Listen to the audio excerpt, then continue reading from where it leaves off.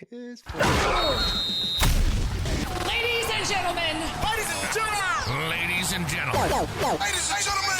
Please welcome two of the best in the business. One lives in the land of cheese, and the other in the land of 10,000 lakes.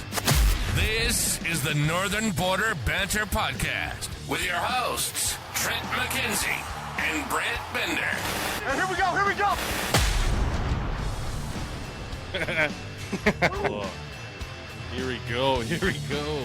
Let's do it up. Live. We're supposed to be live, Trent. We're supposed to be live. Do you talk to the Facebook people? I tried to. They weren't returning my calls, but I left them a message. Nice. So, left them a message. They're pretty good about getting back to people, I've heard, so this should be. It's what we're all about. It's what we're all about. Working. Oh shit! There's someone else here with us. There is. Episode 21. Named Garrett Bender. That's the name of the episode. Woo! All right. No, that is our special guest, our first guest.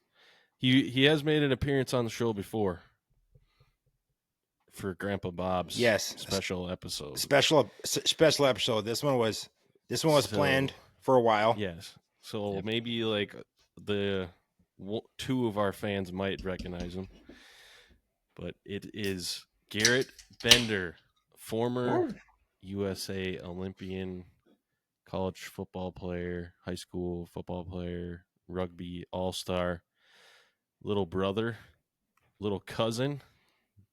Yep. Probably come younger at this point. Come younger, brother. Younger? Yeah, I'd probably don't want to piss him off. No, man. I owe you guys a lot. Kicking my ass all my childhood. That's right. Fun. The first 6-7 years we owned you. That's right. You did. That's all we need. It was not fun. It was not fun. Then you started to grow and we stopped playing with you all of a sudden. I don't know why. That did happen. Yeah, we never talked about that. Yeah, we never talked about that. We just stopped playing. Every Thanksgiving, every Christmas. Yep. We'd find some way. And then and then we stopped. We just stopped. Never forget, man. Yep. All of a sudden, I saw you come walking in my parents' house. You were a freshman in high school, and you hit puberty before that, apparently. And I had to look up to see you. I'm like, holy shit! And that's when it stopped, I think. That's fair. Still good times. Dang right, dude. Still good times. Yeah. Well, thanks for joining us. We're gonna talk a little bit about you here. Ask you some questions. Trent's got some hard-hitting questions for you. Hard-hitting. I believe it. But I did hear a crack over there. I'm pretty sure I heard a crack. Did someone open a beer? I will. Well, I've been waiting. I heard that too. It wasn't a beer. It was one of our unofficial sponsors. Uh-oh. Bev Blanc. Oh, wow. Cabernet. Nice. California Sauvignon Blanc. That is fancy. Yeah, you really have to drink. Yeah, that's what I'm drinking today here. That's one of your favorites. I know. It is. We also have it in the house, and I have to drink it, so that's why I love it too. Oh, that was the weakest can opening. Did you hear that? That sounds like a light beer can opening. Sounds like a light beer. I'm back on the wagon, baby. There it is. Oh, all right. Much better. Everything's light, even the can. Yeah, right. I'll follow suit. Back on the wagon. Way to do it, man. Oh, that was better. One. Yeah, that was a good one. What do you got over there? This is it's called Dry Hopped Amber by Finkel and Garf Craft Beer. Oh, I am in Colorado, and this is actually, it's actually a climbing gym that I started going to. So rock climbing gym. There's a bar attached to it. His first day it was open. Damn. So like worked out. So really that's well. their own beer. That's pretty fun. I think so. They had a bunch of different beers. They had like 40 cans of beers, one of them type of places. Yeah. Mostly cans of beer, like few beers on tap, but it was like mostly cans. So I got 4 different kinds, but they're all kind of amber or darker beer.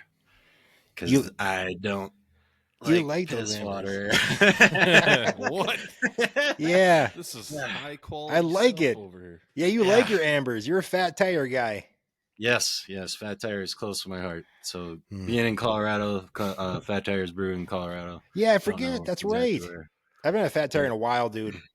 Now you got to It's- get one it's or 6. Quality. I like beer to like taste like beer. You know what I mean? Like right in the middle, not too dark, not too light. I can understand You know, that. like yeah. Tastes Like Yeah, what? not too What our dark, not too ancestors brand. would have drank. Yeah, that's right. Shut up, wine boy over there. Hey, No, I shut know. your mouth, Some man. cheese. Come on, dude. Dude. Yeah. That's definitely the classiest way to drink. wine. Damn right, we already dude. we rated our beers before, but we've never had that beer on the show.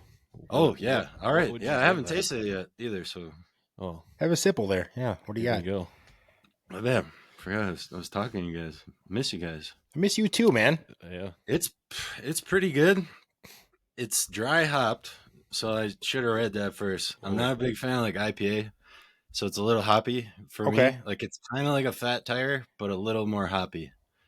So I'd give it like probably like a 6. 6 got out you. of 10, right? It's out of 10. Yeah. Yeah, that's fair. Yeah, We'll take do a like 6. That'd be a rookie score. Yeah, 6. Yeah, I'll get a 6 point. I just missed it. It's not exactly what I thought it was going to taste like, so I kind of set myself up for failure, I guess. I'll say like 6.2 because they're doing what they're trying to do, I guess. I like it. There you go. Yeah, All right, guys. Well, pretty solid. we're all here together. We all are family. That's right. We're all We all Olympians. We all look totally different. Yeah.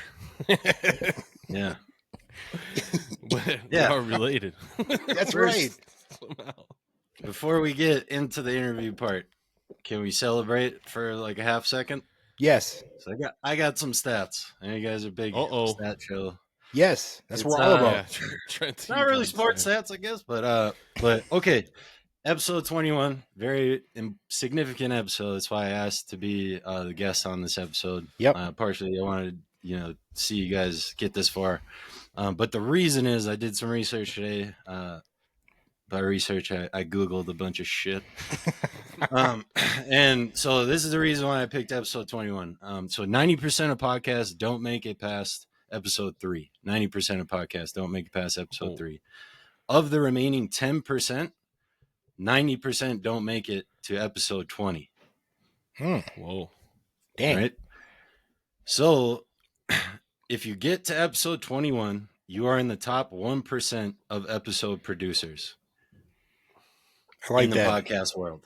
I like that. That deserves a Hell yeah. Jesus. Hell yeah. What kind of show is this? hey, we're 5-0. So to get Yeah, I to can't get say to shit. you guys are having fun. You guys are having fun and like doing your thing, man, but to get to 21, it's a big accomplishment, man. Like you guys are like statistically, you're in the 1%. Thank Now, you. We The can more quit stats now. for you. There's roughly 3 to 5.5 million podcasts in the world. Yeah. So yeah, like 1% of that is about 30,000 to 50,000. So now you're in competition with only 30,000, 50,000 other podcasts. I like those So, odds. Nice. no Yeah. big deal, man. No big deal. Yeah. But We're probably 50,000th out of 50,000. but 50 sound. We'll take it. 30,000. love Like the it. positivity. We'll Love the take it. positivity. We're So, going yeah, places. just wanted to say that. Didn't mean to make it lame or awkward. No, I like that. No, that was good. Cheers to Good you guys, man. information. It's Thank a big you. deal, man. It's a Thanks for really coming big on. deal. Yeah, Yeah. keep doing what you're doing. Oh, yeah. Cheers. All right, have a good night. I'm just kidding. Yeah, we got All right. big All plans right. ahead. Big plans ahead. Here. Yeah, big We're plans just ahead. getting our feet wet. Heck yeah. No, thank you for that. That was very nice. We do like talking about ourselves, so that was nice. We love it. Actually, we love it here. So Yeah. how we do Now- this, Brent? You gonna We Proceed, got a sir. show to start. let's do it, baby. Yeah. All right, we kind of did a little intro. I think we might. I don't know what else what should we talk of. You grew up in Minneapolis, Minnesota. Yep. You lived there your whole life. Well, I mean, not your whole life. Your whole Most of it. life of 18 years of high school. and elementary school, middle school, all went to Minneapolis. You went to Winona Elementary, same Yep. as I did. Yep. You went to Falwell too, right? Yep. Because of you. Falwell. Yep. And then your high school career was Washburn High School. And that's when you we always played sports our whole life growing up.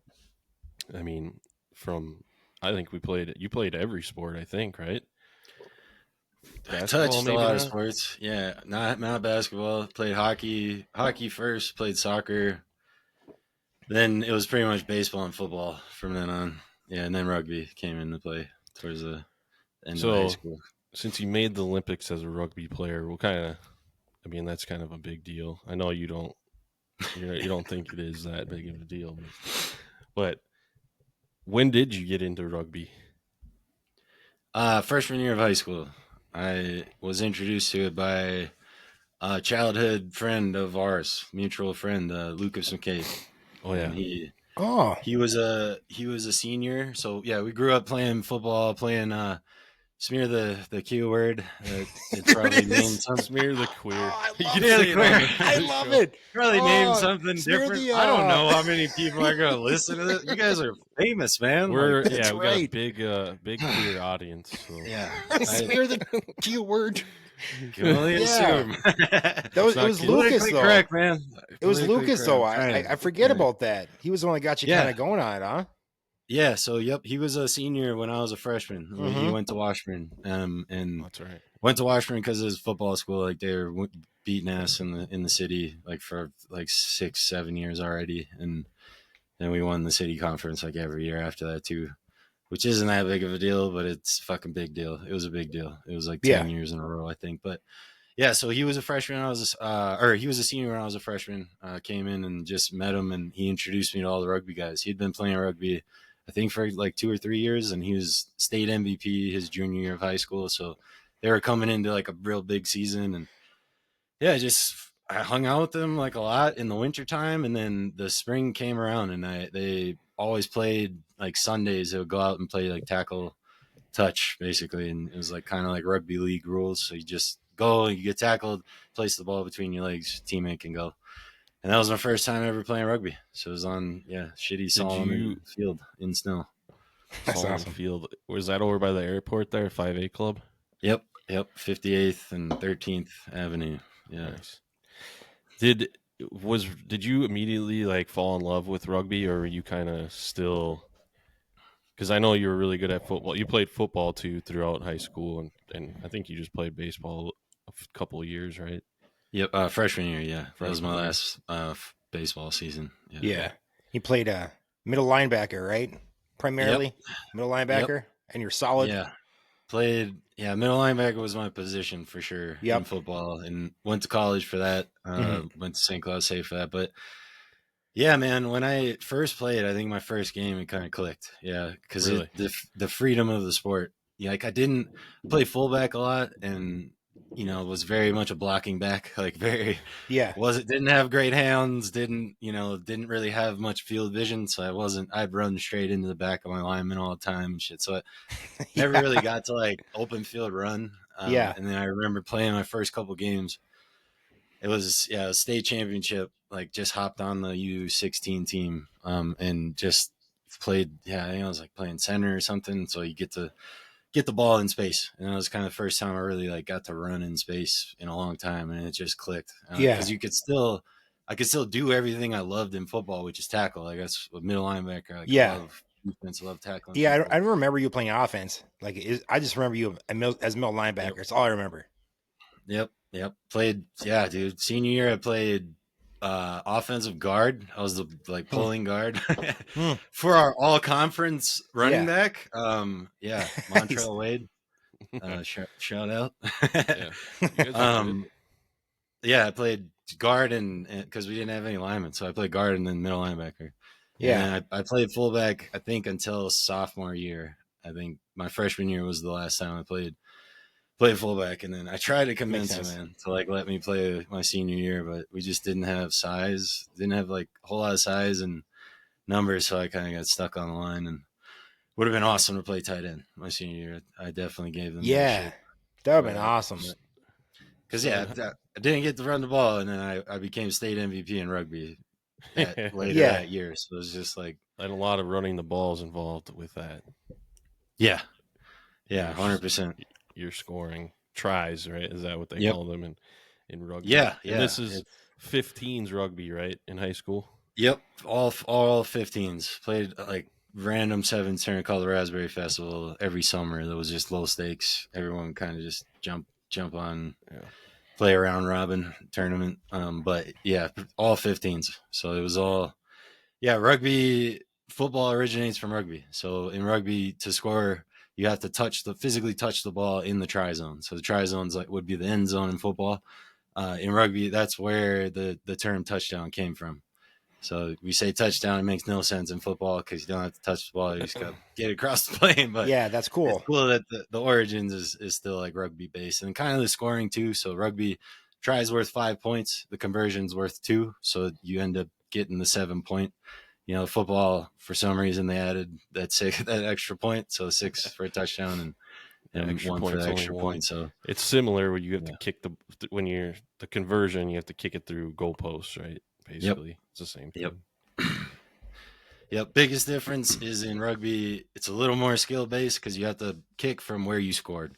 So if you score way over in the corner of the end zone, you have to take the ball back and be in line with that corner of the end zone. So you'd be taking that kick from the sideline, basically. And that's like the biggest difference. It's kind of like kicking. The closest thing is like kicking from the hash in college. Like they kind of get pretty wide out there. Yeah. In rugby, you can get even wider. So it takes a little bit more skill, but the ball is a little more kick friendly, I think. It's a little rounder. I think it's designed to fly a little bit farther. Like it's more closer to soccer. I don't know. It makes sense. It looks bigger, but you're right. No, it looks bigger, but you're right. And the angles, some of those kicks, man, with rugby, it's like an impossible angle. But when they drill it, it's pretty damn cool, though. It's like some of those guys have some fucking good accuracy. And we call it 15s because there's 15 guys, right, on the field for each team. Yep. So 15s and on 15. So there's a few different variations of rugby. The main biggest one, is still kind of now because of the Olympic, sevens is gaining popularity, but still kind of worldwide. 15s takes the cake. And there's a Rugby World Cup, so just like Soccer World Cup or big, huge, every 4-year event. And it's always 15 versus 15. So you have a roster of, I think, like 28 to 32. I think you roster in the game like 28, I think. God, I should have looked this up. I'm going to sound like a dumbass. Don't worry about it. A lot of subs. I mean, I know. We don't ever sound. I should know. We never sound stupid. Numbers. Never. Don't watch our draft episode. Good God. It's all good.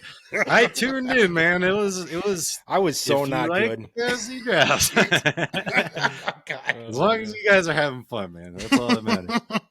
That's all that matters. I'm telling you. The audience will come. Fuck it.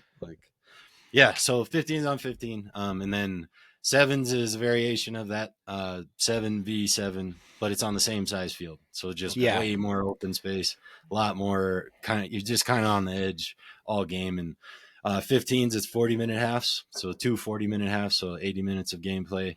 Sevens, they're 7-minute halves. So 7-minute half. And I think 15s, it's about 10 to 15-minute halftime. And sevens, it's a 2-minute halftime. But with sevens, you're playing 3+ games in a day, depending on the level that you're playing. On like the circuit level, it's usually capped at 3 games per day. But then you'll end up playing 6 games in a weekend. So it's a lot fast pace, like a lot of this getting up, kind of slowing down. And then another version of rugby, there's 10s rugby, which is 10v10. And that is, damn. Yeah, that's a little more in between. So you kind of still got the big guys. It's like hockey subs, so it's rotation. Like you can just sub in and out as many times as you want. Nice. Usually, some 7 tournaments they do that as well. And 15 sometimes they do it with 15. Like if it's just like a club fun, have a good time tournament. But 10s is kind of like the hybrid version of both. I never knew about 10s.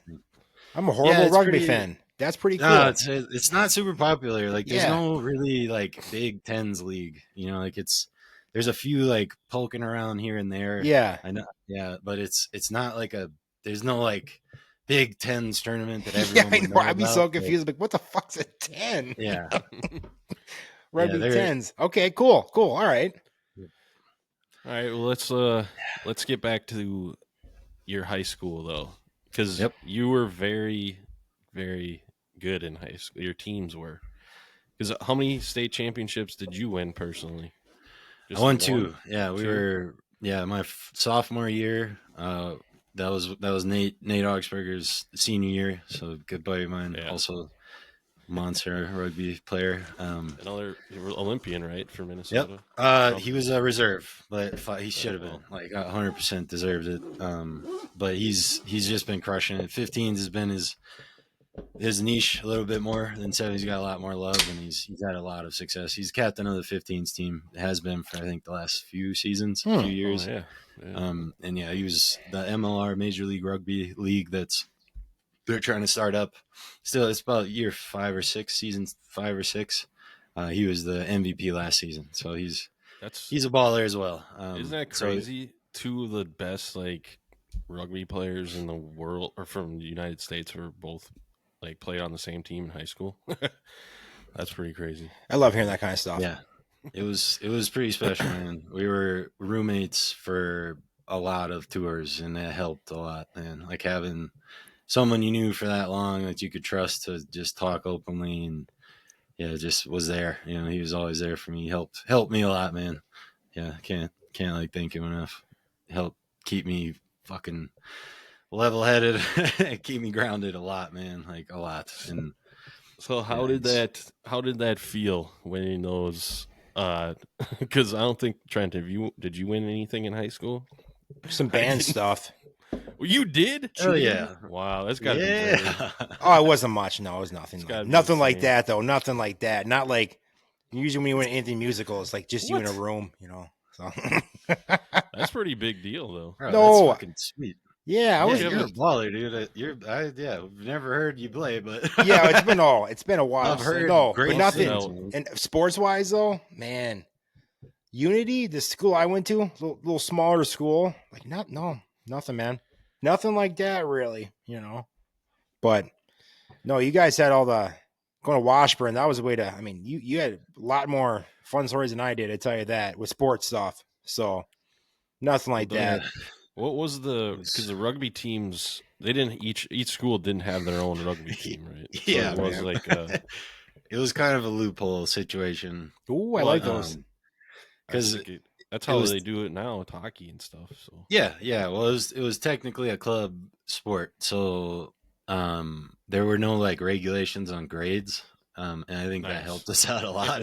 yeah, So we got all the super talented athletes from city that weren't going to make their track team or weren't going to make their whatever other team. That was not everyone. I shouldn't say it like that, but there was a handful of guys that well, definitely took advantage of that, which was great because it's it not was like we finally got to beat ass on like Eden Prairie and all these like Mounds View, all these big ass football schools, like to have 5,000-10,000 people going to their school, like mini universities, like crazy setups, and then we got to finally get like a lot of the best athletes in the city on the same team and on the same field, and that was sophomore year. Like we fucking destroyed everyone. It was great. There was a couple of close It games, was but fun like watching.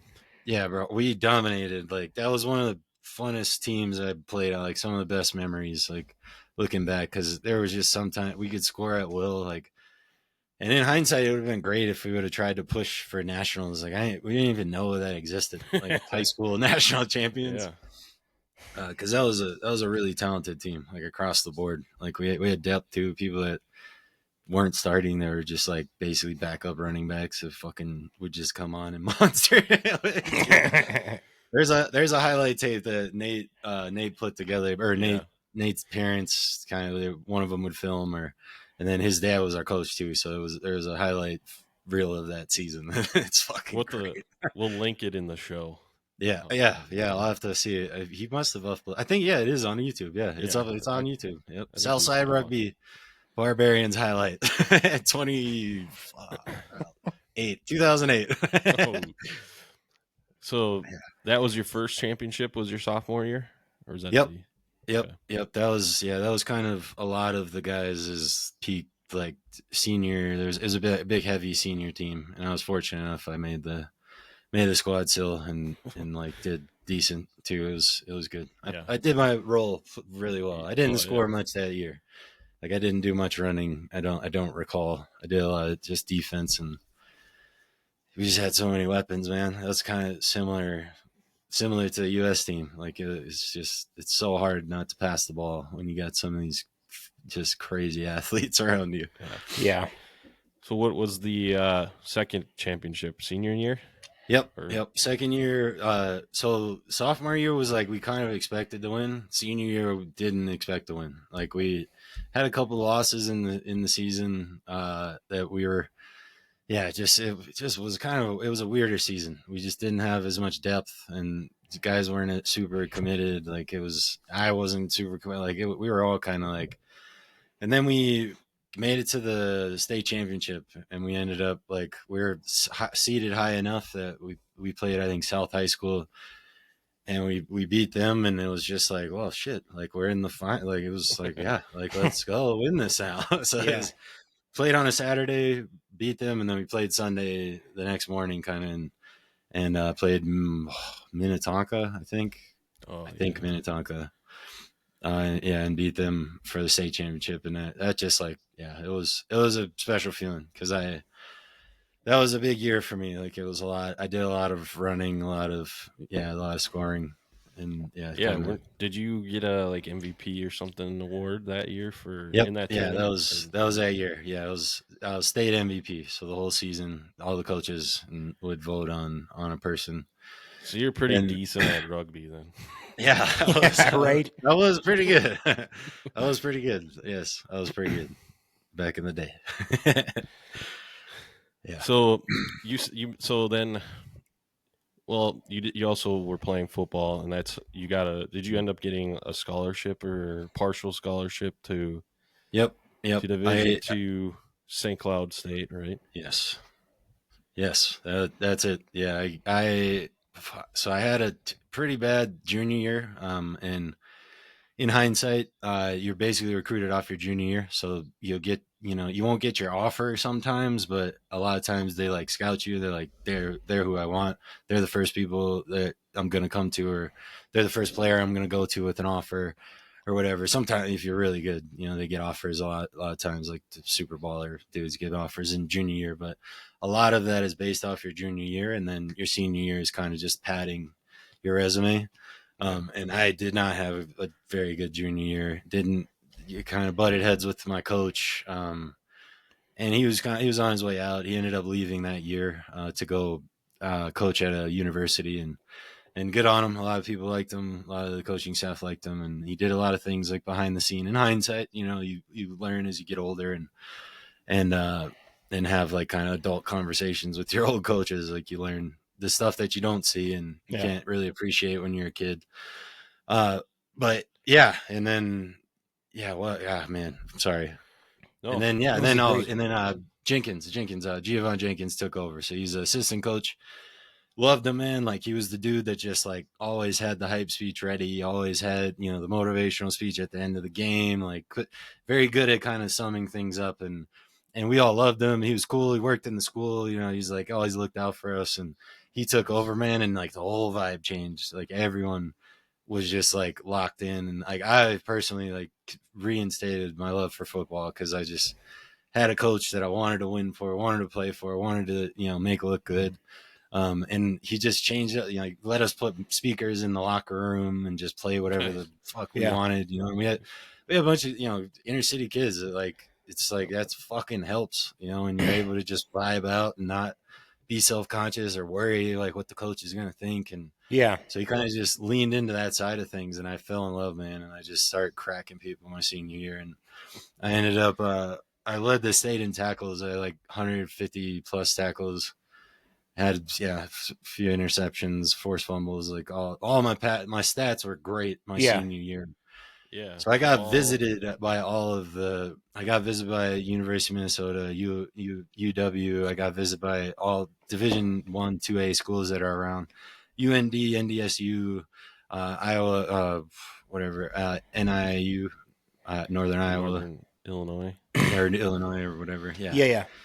Bunch of different people visited me, but they're all just like, yeah, we already offered our scholarships.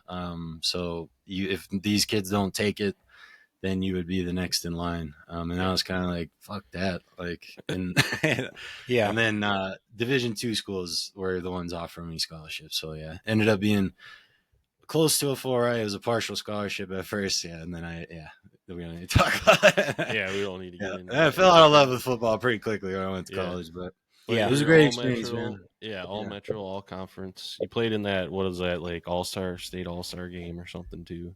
Yep.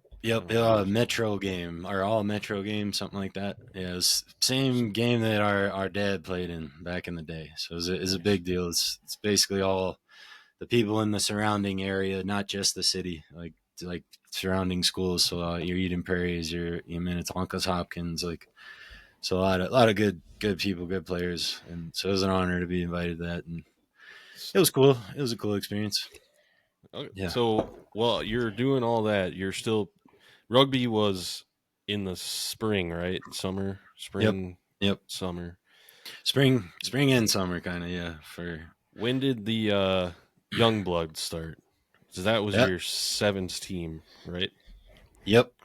Yeah. So, yeah, went to college, just kind of fell out of love with football, and just was not ready to go to school. Tried to listen and take the money and take advantage, but like I struggled graduating at the end, like, because I just fell out of love with everything school, and like the whole time I was there, I was going to football practice, and then after practice, I'd go on the field with the rugby ball and just like kick around. And so they all knew that I was obsessed with rugby. So in the spring season, I ended up leaving the football team and played a spring season with St. Cloud State, the Fighting Carp. That's shout out. Fighting Carp. Fighting All right. Carp, bro. Yeah, dude. Was that a sevens team or was that 15s? That was 15s as well. Yeah, and that was a pretty good team actually. We had ballers. It was fun. I played. It was the first time I ever played like played outside center. I just told them, I was like, I'm not playing forward. Like they wanted me to play flanker or 8-man, like which is you do a lot more tackling, a lot more like the dirty work. Yeah. And I was like, nope, I want to play back. And so I scored at will that season. It was fun. I got to just run in open space against a bunch of it was, and I had like all my football weight. Like I definitely gained a lot, like decent amount of strength and a few pounds and stuff, like hitting the weight room that first year.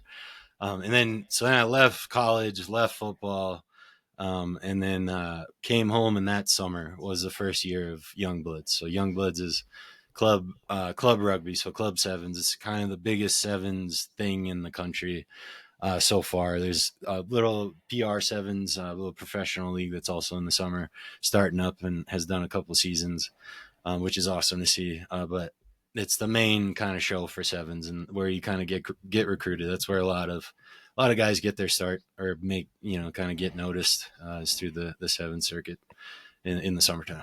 So all right, cool. So that was with what were you, like 20 then, around then? Yes. Yep. I would have been 19. Yeah, I would have been 19. Yeah, 19 turning 20 the next year, yeah. So I was 19 still. Was the first year you played with them? Was that the year you guys went to the Nationals? Yep. Sam Robinson was your coach, right? Yep. Was that the one in San Francisco? Yep. That's you and Dad. I think you and Dad came to that. Yeah. Did you come to that? Yep. The first one. Yeah, it was cool. Yeah, that would have been, I think, 2011. Yeah, 2011. Summer of 2011. And yeah, so we played well enough to qualify to go to Nationals. And Nationals there's different regions. So each section of the country is kind of divided up into a region. And then you play out usually 4 tournaments based on how you seed in those tournaments. You get a bid to nationals. Like in our thing, it was like top 2 teams get to go to nationals, and we ended up being successful enough, and we made it to nationals. And go to nationals, it's top 16 teams playing out for the championship. So, and then we ended up having some decent success. Like we surprised everyone, and we ended up taking 4th, and that was just a fucking huge deal. Like for a group of guys out of nowhere, like we train on this trash field that's just hilly, holy, like full of rocks, like just never tackled because the ground was so hard. Like we all just like tackling. Like so our team, like if you watch games, even from there's still some film on YouTube like from that tournament, and we're fucking throwing shit passes, like turning the ball over, and then it's just we'll miss a tackle, and then there's like 3 more guys there tackling. Like we just fucking all like to tackle. So it's it was a good season. You guys were massive underdogs, I remember. And I remember the competition you're going against players that were on Team USA at the time. Yep, and Canada too. Yeah, Canada, other countries, all kinds of these. Like when I went there, I was like, "Holy shit, there's no chance." And then you guys were there the whole time, right in it all. It was crazy. It was a great experience. But that's how you kind of got spotted, right? Because the Team USA coaches were there. Yep. At that time, it was not Friday, right? It was Al Caravelli. Okay. Yeah. Yep. Al Caravelli. So I owe him a lot because he's the one that scouted me, and so we had success. We made it to the semifinals, or we made it to the quarterfinals. So the quarterfinal, and we ended up playing. It was a team that had 2, the captain of the Canada Sevens team and one of the other basically captains of the Sevens team, and we were the definition of scrappy, and we played that game out. And it came down to the final play, and we were down by like 4 or something, and we got the ball out, and Nick Johnson like pinned his man, gave it out to me, and there was just a gap opened up, and I just it was probably the fastest I've ever ran without like cramping. And just got to touch the ball down, and we all fucking celebrated because we made it to the semis. I mean, we were top 4. We ended up losing, like the next 2 games, I think, but we still took 4th. So it was just like it was still a big accomplishment, and that I think was what kind of put him on notice because I was 19, I was decent sized kid, and I could move, could tackle. And I could pass too, and I wanted to tackle too. I think that was definitely he was one of them coaches that looked for crossover athletes a lot more. There was definitely a few football guys that were on the squad then, and I think he just liked it, and it gave me an opportunity. And then I got invited to a camp in the fall, that like October, I think. And so I played 15s back in Minnesota. Same coach though, Sam Robinson, and he'd just do extras with me every training. So I come early, and I just like run hills or do like footwork drills or do passing, do all kinds of whatever. And so I would like start training, and I'd already be just to have done a whole workout, which I think I helped a lot. And so when I went there for camp, I performed well enough. Like I kept up, I don't think I stood out a whole lot, but like I wasn't like falling behind. I wasn't dropping ball passes. I was able to like, especially pass with both hands at the time. That was a big deal. And it's fucking very standard now across the board. But at that time it was a big deal. Like when you're young and you could pass with both hands and physical, like it helped a lot. So I performed well enough. And then I got invited to be part of the first ever rugby contracts in the United States. Really? 2012. Yeah.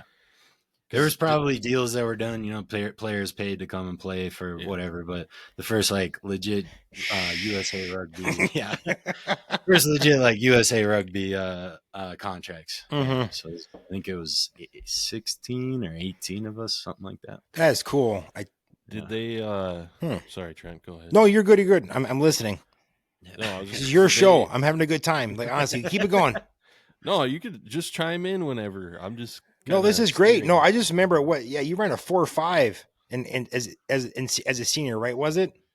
And yeah, we kind of did like a pro day when I got to college. Yeah. And it was old turf too. I always tell people that. Yeah. Because So it's all the 4-4 coaches, something, 4-4 and I change.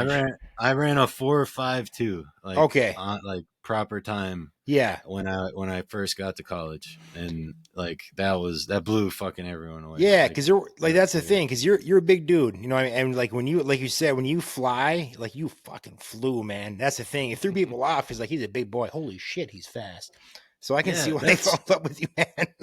Well, that's why kids should play other sports. You know, Mhm. like that's all rugby. Like I would never have had that without playing rugby. Okay. Like, if I had just kept playing baseball, you know, not saying don't play baseball, but like I wish I would have done both in hindsight. Honestly, Yeah. Yeah, knowing that you kind of could probably could have worked that out somehow. Yeah. But yeah, just that's why kids should play other sports. You know, Yeah. you're gonna pick up things that you wouldn't. You know, like if you only focus on one thing, you're only going to be good at that one thing. But it's like this other thing might add to that one thing. You know, Exactly. Like I was already a decent football player, and then I started playing rugby, and I got quick. And Yeah. then it was just like my senior year, it was great. Like I could catch everyone, I could cover way more space, wouldn't get tired. You know, I wouldn't get as tired. Like all that like applies, and it's such a big. It's a big point to make, man. Like, get your kids to play as many different sports as possible. Yeah. Growing up, like, don't this whole like mindset of getting them and going only focusing on basketball forever or baseball forever. It's like, dude, the different like skill sets that you develop like from different sports. Your proprioception is different in different sports. Yeah. So your hand-eye coordination, foot-eye coordination, like all these different things come about, like, and it creates a well-rounded athlete. That's why when you like watch college football, they often talk now. I hear all the time when I do watch college football or watch highlights, they always highlight like he was a state championship sprinter, broad jump, or he played baseball, or like they always are highlighting the other sports. And I think there's a correlation to that. You know, like the more sports you play, the more well-rounded you're going to be as an athlete, especially like in your later years. Yeah. Well, that's sweet. That's cool. I mean, that makes perfect sense. And I never thought about it from an angle as well. I mean, well, I have, but like the fact that you had such a killer senior year, you know what I mean? Because the rugby was involved as well. So that's awesome. Because I just remember that, like, it sticks with me, you know, like I'm a geek. I like that kind of stuff. He ran a 4.5, good fucking deal. He's a big dude for 4.5, you know? So that was sweet. Like, it just is, it's always stuck with me. So that's why whenever I see like run, like whenever I watch you play, whoever it was, I'm like 4.5. That's 4.5 speed right there, folks. Probably even faster right now, you know.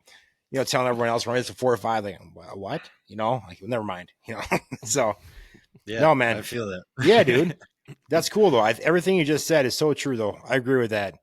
You know, so yeah, that's another big plug too. Is like, you want to get better at football, play rugby. Yeah, like, dude, it's just they both feed into each other very nicely. If you want to run the ball more, if you want to, I'm such a big advocate of football players playing rugby because it's going to teach you to tackle safer. Yeah, you know, that's a big thing. Yeah, we don't have the helmet in rugby, so it forces you, you know, to have better habits. You know, like you don't want to smack people with your face, and I did it enough. So my nose is big as hell and crooked as fuck. I don't know. But almost every game I got a bloody nose for the first few years I played rugby because of bad habits I learned in football, and it's just like unnecessary, you know, and a lot of unnecessary concussions. You know, it's just like you can put your head behind the person and tackle them just as efficiently as putting it in front and getting knocked out by their momentum and knees. You know, so I just am such a big advocate, and there's less to grab. So when you're in football, dude, it's the same thing. Like Lucas McCabe, when I watched him his senior year of football, like he wasn't the most amazing dude, but like if he got a hand on someone, they were gonna fucking get tackled. Like, there's so much shit to grab in football. Yeah, and when you get used to tackling people in rugby, like it just adds to that. Like that makes total sense. Makes it easier. Yeah. And McCabe, Lucas was fast as shit, right? Did I remember that right? He was fast. He was quick. Fuck, I wish we had time on him ever. Yeah. Yeah. He's always the fastest kid. Like, even when he was on a team of fast athletes, like other athletes, they would race. And I saw races. Like, it was maybe not all out because his technique was fucking terrible and like he was very like heel heavy and like all like. But Yeah. if it was like there and back, like his transition, everything, like he was, he was very fast, man. Like That's cool. Yeah. I just remember playing football with him sometimes. I still remember McCabe, good old Lucas, living behind you, Good dude, man. block behind you. Good stuff. God dang, we're getting old. Anyway. Yes. Yeah, sorry to all the neighbors that we tore up their yards. Oh yeah, a lot of people care about that, and we just are like, that's fine. It's a great football field. You're like F them, and then you get older. You're like, as an older dude now.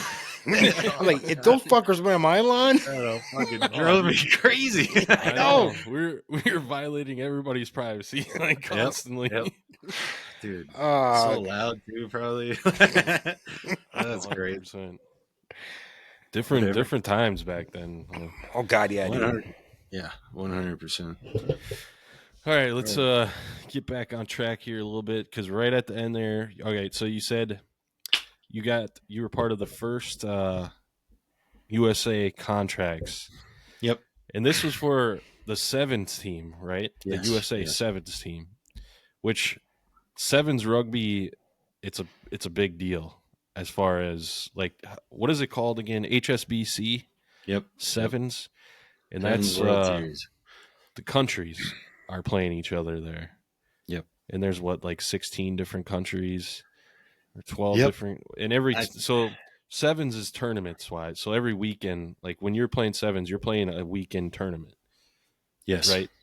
Yep. So then so you got signed for the Team USA. What was it? The Eagles? Is that what they're called? Yep. And they play weekends, and their HSB 7 season is like, how long is that? About 4 or 5 months? I think it was like 6, 7.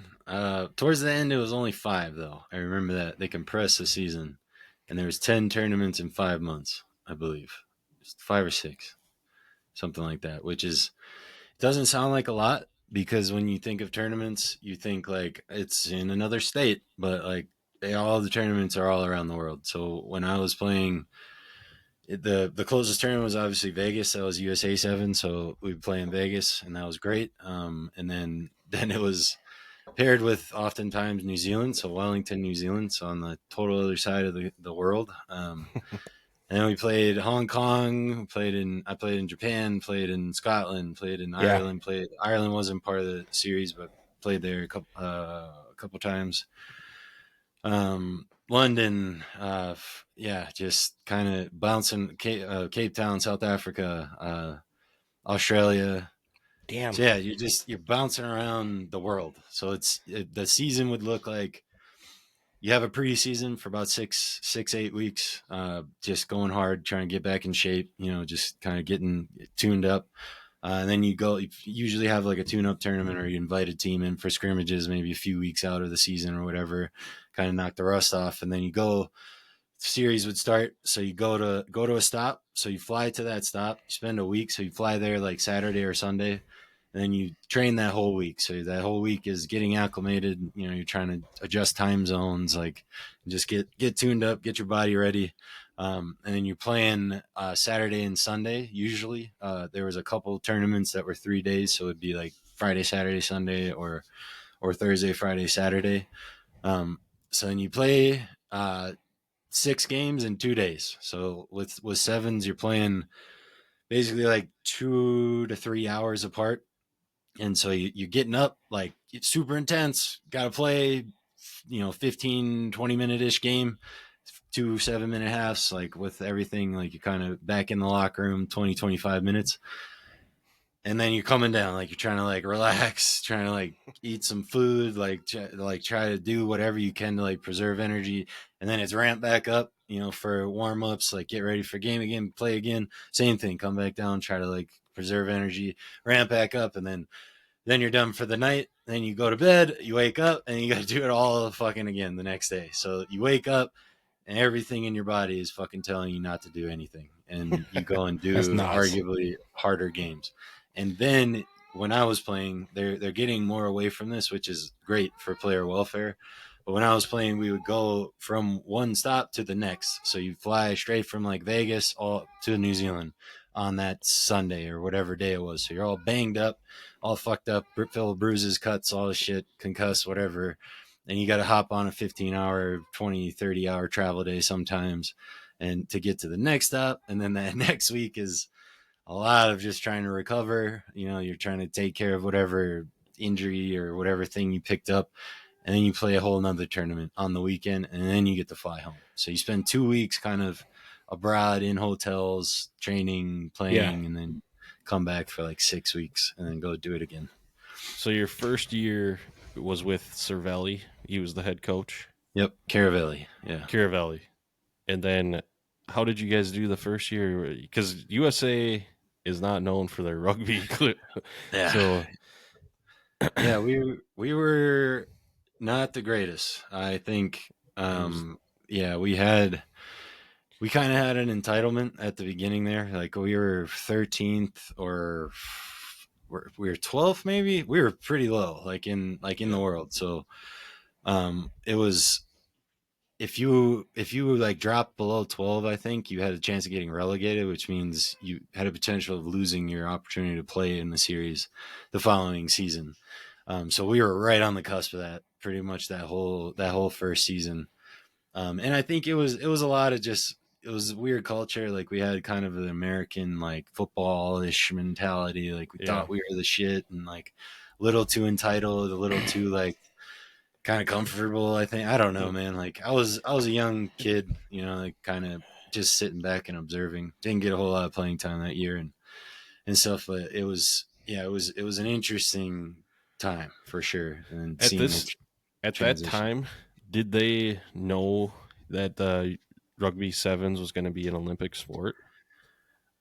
I think so. Yeah, I think so. I'm not 100% positive on that. I think so. It had been right around that time either way. Maybe it was like the next year. I think it was 2010 that they like decided it was going to be in the Olympics. I think. I'm not 100% positive on that, but yes, I think it was in the back of all of our minds. I'm pretty sure, and that was probably in hindsight, looking back, like the timing, because it was 2012, so that would be the first like quad, like 4-year build up to the Olympics. Then they had to have known, so that probably makes sense. Yeah, why they were able to get the contracts and like kind of start, like it was easier to pitch, like we're going to be an Olympic, and there's a chance to develop a proper Olympic team, you know, in the next 4 years. Or so you're what, 20, 22, 21 here this time? And you're traveling around the world playing rugby. That's pretty cool. That's fucking awesome. That's awesome, dude. And then, fuck. It's 2020 for sure. So your second season-ish, did they get rid of Caravelli? Yeah, it was my first season. Yeah, it was like that year. Yeah, that year he had been there for a while, and you know, I didn't know at the time all of what he was doing. Like he was being way more than a coach. He was marketing. He was pulling in money. He was getting us kit. Like he was doing all kinds of like side things, and so at the time I didn't super appreciate him fully, you know, as a coach and what he did for the program. But he really got the program to that place to where they were able to bring in other coaches that, you know, built off the platform that he had built for, you know, I think a decade he was the coach. So yeah, that first year he was asked to step down, and they brought in kind of a part-time, like not partial, like just they brought in another coach, and that was Alex Magleby, and he was there for the remainder of that season. So it was like 2 months, and then he was there for that whole next year. And I had come home that summer and with an injury. Like in hindsight, I was probably just a little soft. Like I was growing. I had growing pains. I think like it was some shit that I exaggerated and like whatever. Didn't know how to deal with pain. Like had to learn that a little bit later. And so I came home that summer, and then played all summer again with the young bloods. We made it to nationals again. In San Fran again, and I had broke my wrist somewhere along the that's right, the scaphoid. Yeah. Yep. Yeah. My right one, your left one, right, baby? That's right. You got it. I remember Nice. that. Yes. We can It's we can finally Yeah. relate. It's like we're the same person, baby. 100%. Yeah. No, I think fucking I stay on the sucked, field, man. actually. Anyway. Yeah. San it was- Francisco, then. All right. Yep. So really broke it. Yeah, probably was broke earlier in the season, but really broke it in at nationals. And I had a flight booked like to go back to camp like the week after, I think. And so that set me back. So then I was this dumbass kid with an injury that was just like, I want to get that's back. right. I want to get back. I want to get Yeah. back. So it was a 6 week in a cast, like 6 weeks. Yeah. Might have been good. And I fucking cut my cast off in 3 weeks. I played another game, re-broke it. Like, Yeah. had to go through the whole fucking turn like a 2-month, 3-month recovery into a year-long Yeah. dumbass process. And that whole time, like, the USA coach is like, "Are you ready to come back? You ready to come?" And Yeah. then just less and less communicate until there was none. Yeah, that sucks, And- dude. Yeah, and then the next year was kind of it was a rough season, or it was a rough year of my life. But I think a lot of growth happened, man. Yeah. It put me in a fucking place, that I really needed to sit with. Oh yeah, I thought I was a shit, like I was getting to travel all over the world and fucking. Well, hell play, yeah, and dude. Everyone was telling me I was the shit on Facebook and all this shit, and then it was kind of like God or the universe or whatever. It was just something needed to humble me, and that really did. Like, fuck, dude, that was some of the darkest. Up to that point, it was probably the darkest time of my life. Yeah. There were some rough times after that, but yeah, it was fucking shitty, but I learned a lot, grew a lot, humbled myself, got really appreciative of the sport, Yeah. and just like really wanted it that next year, like I think that helped a lot.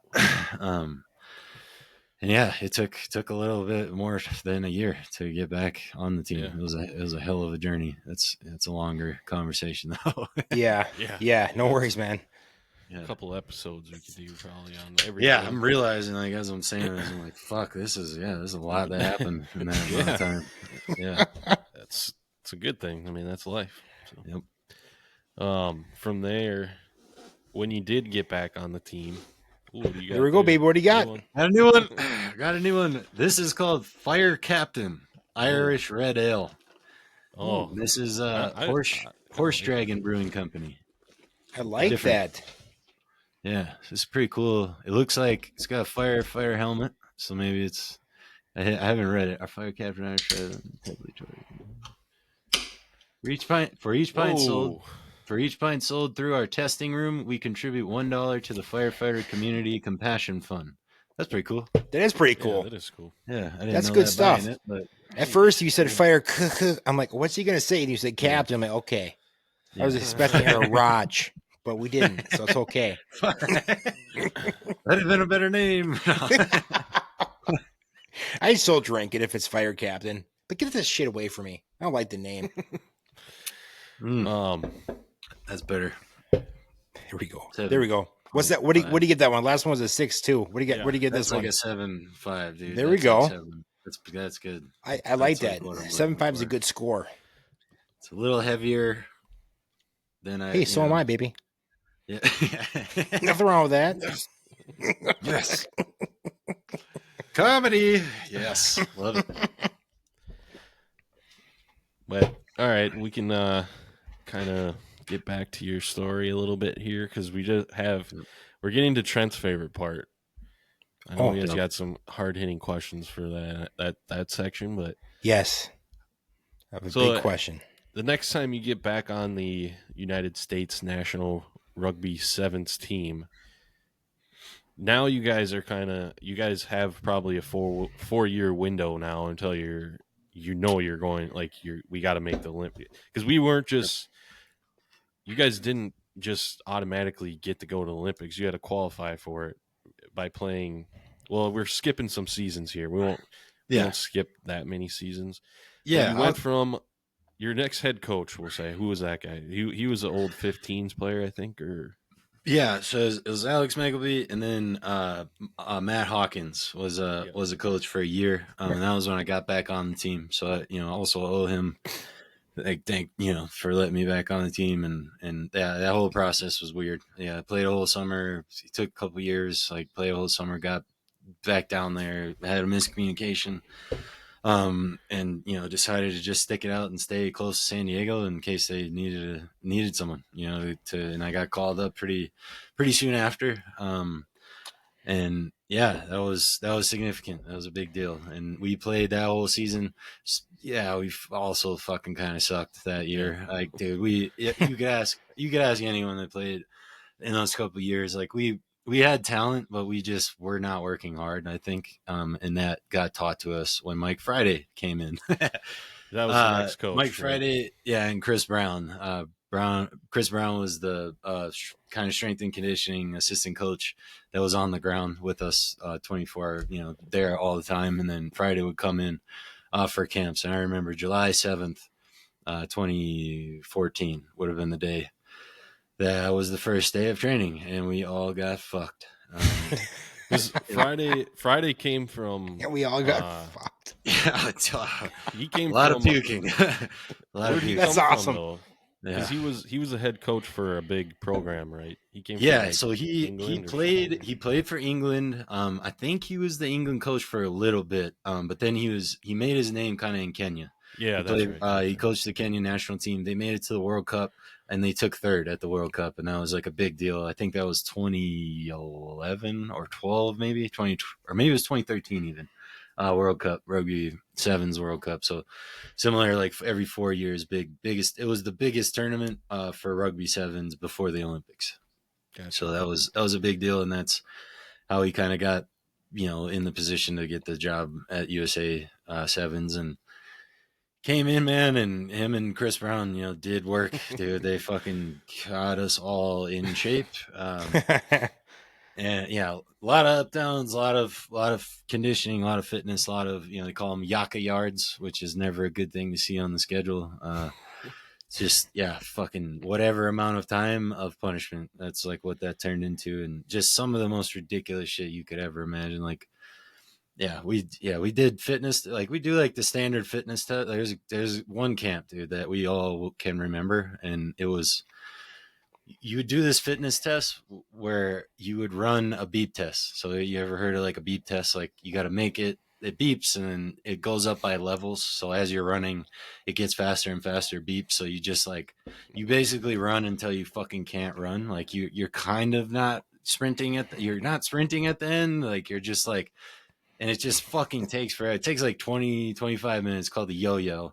And that particular camp, they've surprised us. So we all did it, and then they brought us all in. And then when you got out, so when you didn't make the beep, you had to do up downs and shit. So you weren't just sitting there. Fuck that. They brought us all in, and they were like, "All right, yeah." They're all English, and they're like, "All right, mate. Like, now we want to see what you're really made of." And they're like, back on the line, and we were all like, "What the fuck? Fuck this shit. I quit."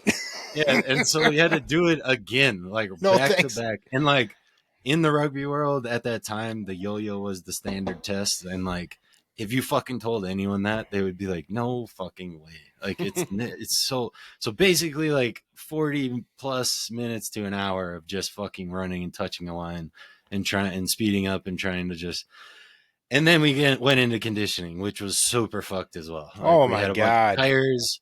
We had a bunch of big, big tires, heavy tires that we would all we'd have to carry above our heads. And there was 3 or 4 of them. I was expecting a flip. We could only move if everyone had them up. So the whole team, and you had to they were so heavy, you had to rotate guys. And you had to walk them all fuck. It was all fucked, dude. I wouldn't have made the team. We all got humbled, man. Yeah, we all got humbled. So, Jesus Christ. So yeah, Friday took over, and then he kind of ramped up a lot of what we did. Broke us down. We did so much just basic skill training too, passing technique. Yeah, just straight up taught us how to pass again, different ways. And he, that was when Perry Baker started that season. Carlin Isles, was figuring it out a little bit more. So we had the 2 fastest dudes in the world on our team, and they were interchangeable. And that was both them, they came from football background, right? Yep. They Yep. never really played Yeah. rugby that Carlin was much. more track focus. Yeah, but he played football as well. I think in college as well too. But yeah, he was a track guy. I think he missed out on some Olympic qualifier by not very much. Like he ran like a 10 point something fucking 100-meter and was crazy psycho about just technique, like always at the track, like in between trainings, like always working on sprinting and stuff. And then Perry, I think he got a run with the Eagles. He made cool. he went to That's right. Yeah, Division One. I think he went to a Division 1 2A school. Just was kind of like, he kind of reminded me of Randy Moss, honestly, because he's just kind of a slender, lanky. fucking lanky, but like still had feet, still could move like super fast. And that, like, if you look at his football highlights, that's a lot. Kind of looks similar. And his fucking story is super inspiring as well. And he got on the practice squad, or he got an opportunity to try out, I think, with the Eagles, and then he caught a knee injury, and that kind of just like, it's like the red flag of just like you're tagged with that. And I think that kind of put him in the hole, and then he found rugby again. Like he had dabbled a little bit in high school, and maybe a little bit in college, and then he kind of just came back and found rugby and just started playing with a team out of Columbus, 1823, and like Paul Holmes and those guys. And you guys, at this point, before Friday got there, Team USA, we were probably ranked like 12th, 13th in the world around there. Yep. And then Friday comes in, he gets Baker, he gets Isles, or I just said his name. Right? Isles. Yep. Isles. Danny Barrett, Maka Nefe, Martin Yosefo. Like he's putting together a squad. Yeah, Madison Hughes. Yeah, all the fucking dude. Steve Thompson. There's a lot. We had a lot of talent that and he helped find, kind of. Yes. And Friday kind of has. Why did you guys get so? What was another reason? Was it his scheme? Was it like that training? Was it that brutal training he kind of put you guys through?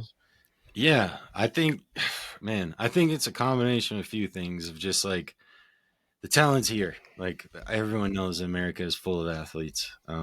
I think what he did really well was talk to all of us in the way mostly the way that we needed to hear. It's different cultures. Like we had guys, I'm American from Midwest. We had, Madison Hughes, who's, from the East Coast, like Boston area, but also from London, and got Danny Barrett, who's from Southern California. We got Falau Neo, who's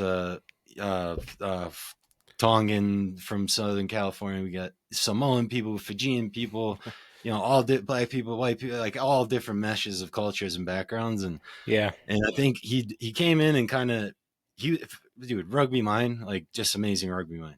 He blew our minds. Like the first couple of weeks, like you come in, we have like 2.5 hour film sessions where he's just like critiquing every little fucking point of person on every second of thing, pointing out if you were walking when you shouldn't have been, pointing out, like if your hand dropped a little bit there, that's why that pass died, or whatever it was. And that just like opened our eyes up to like, wow, like we don't know this game as well as we thought we did. And so I think he took the like just mesh of fucking super talented athletic people that we had, and he taught us the basics, and just like drilled home, made sure we all could pass, made sure we all could catch, made sure we all could like generally read a defense, generally, like kind of took it back down to base levels. Like we fucking did the basic shit all the time. And I think that's something that a lot of people don't understand about like the pros, like it's like you think it's fucking all this fancy like footwork drills and shit, like especially football, like you see all these like footwork specialists like doing all these cone drills and all this shit. It's like that's like 5% of their training. Majority of it is catching the ball this way and here and here and like just doing and drilling the basics until it's just a second nature. And I think he did a really good job of doing that. So that year we could all just fucking move the ball finally. And then we fucking had the 2 fastest dudes in the world that just like bought us out. Dude, like, and Zach Tess at the time was fucking peaking too. Remember like, him? Yeah. Yeah, and he was the OG, like fucking could score from anywhere whenever he wanted. He'd been there forever too, right? Yeah, and like he was fucking balling out. So we had this mesh of talent, and I think he also did a good job of like explaining roles, and making people like own those roles. I like he always called us like piano pushers. Like I was a part of that.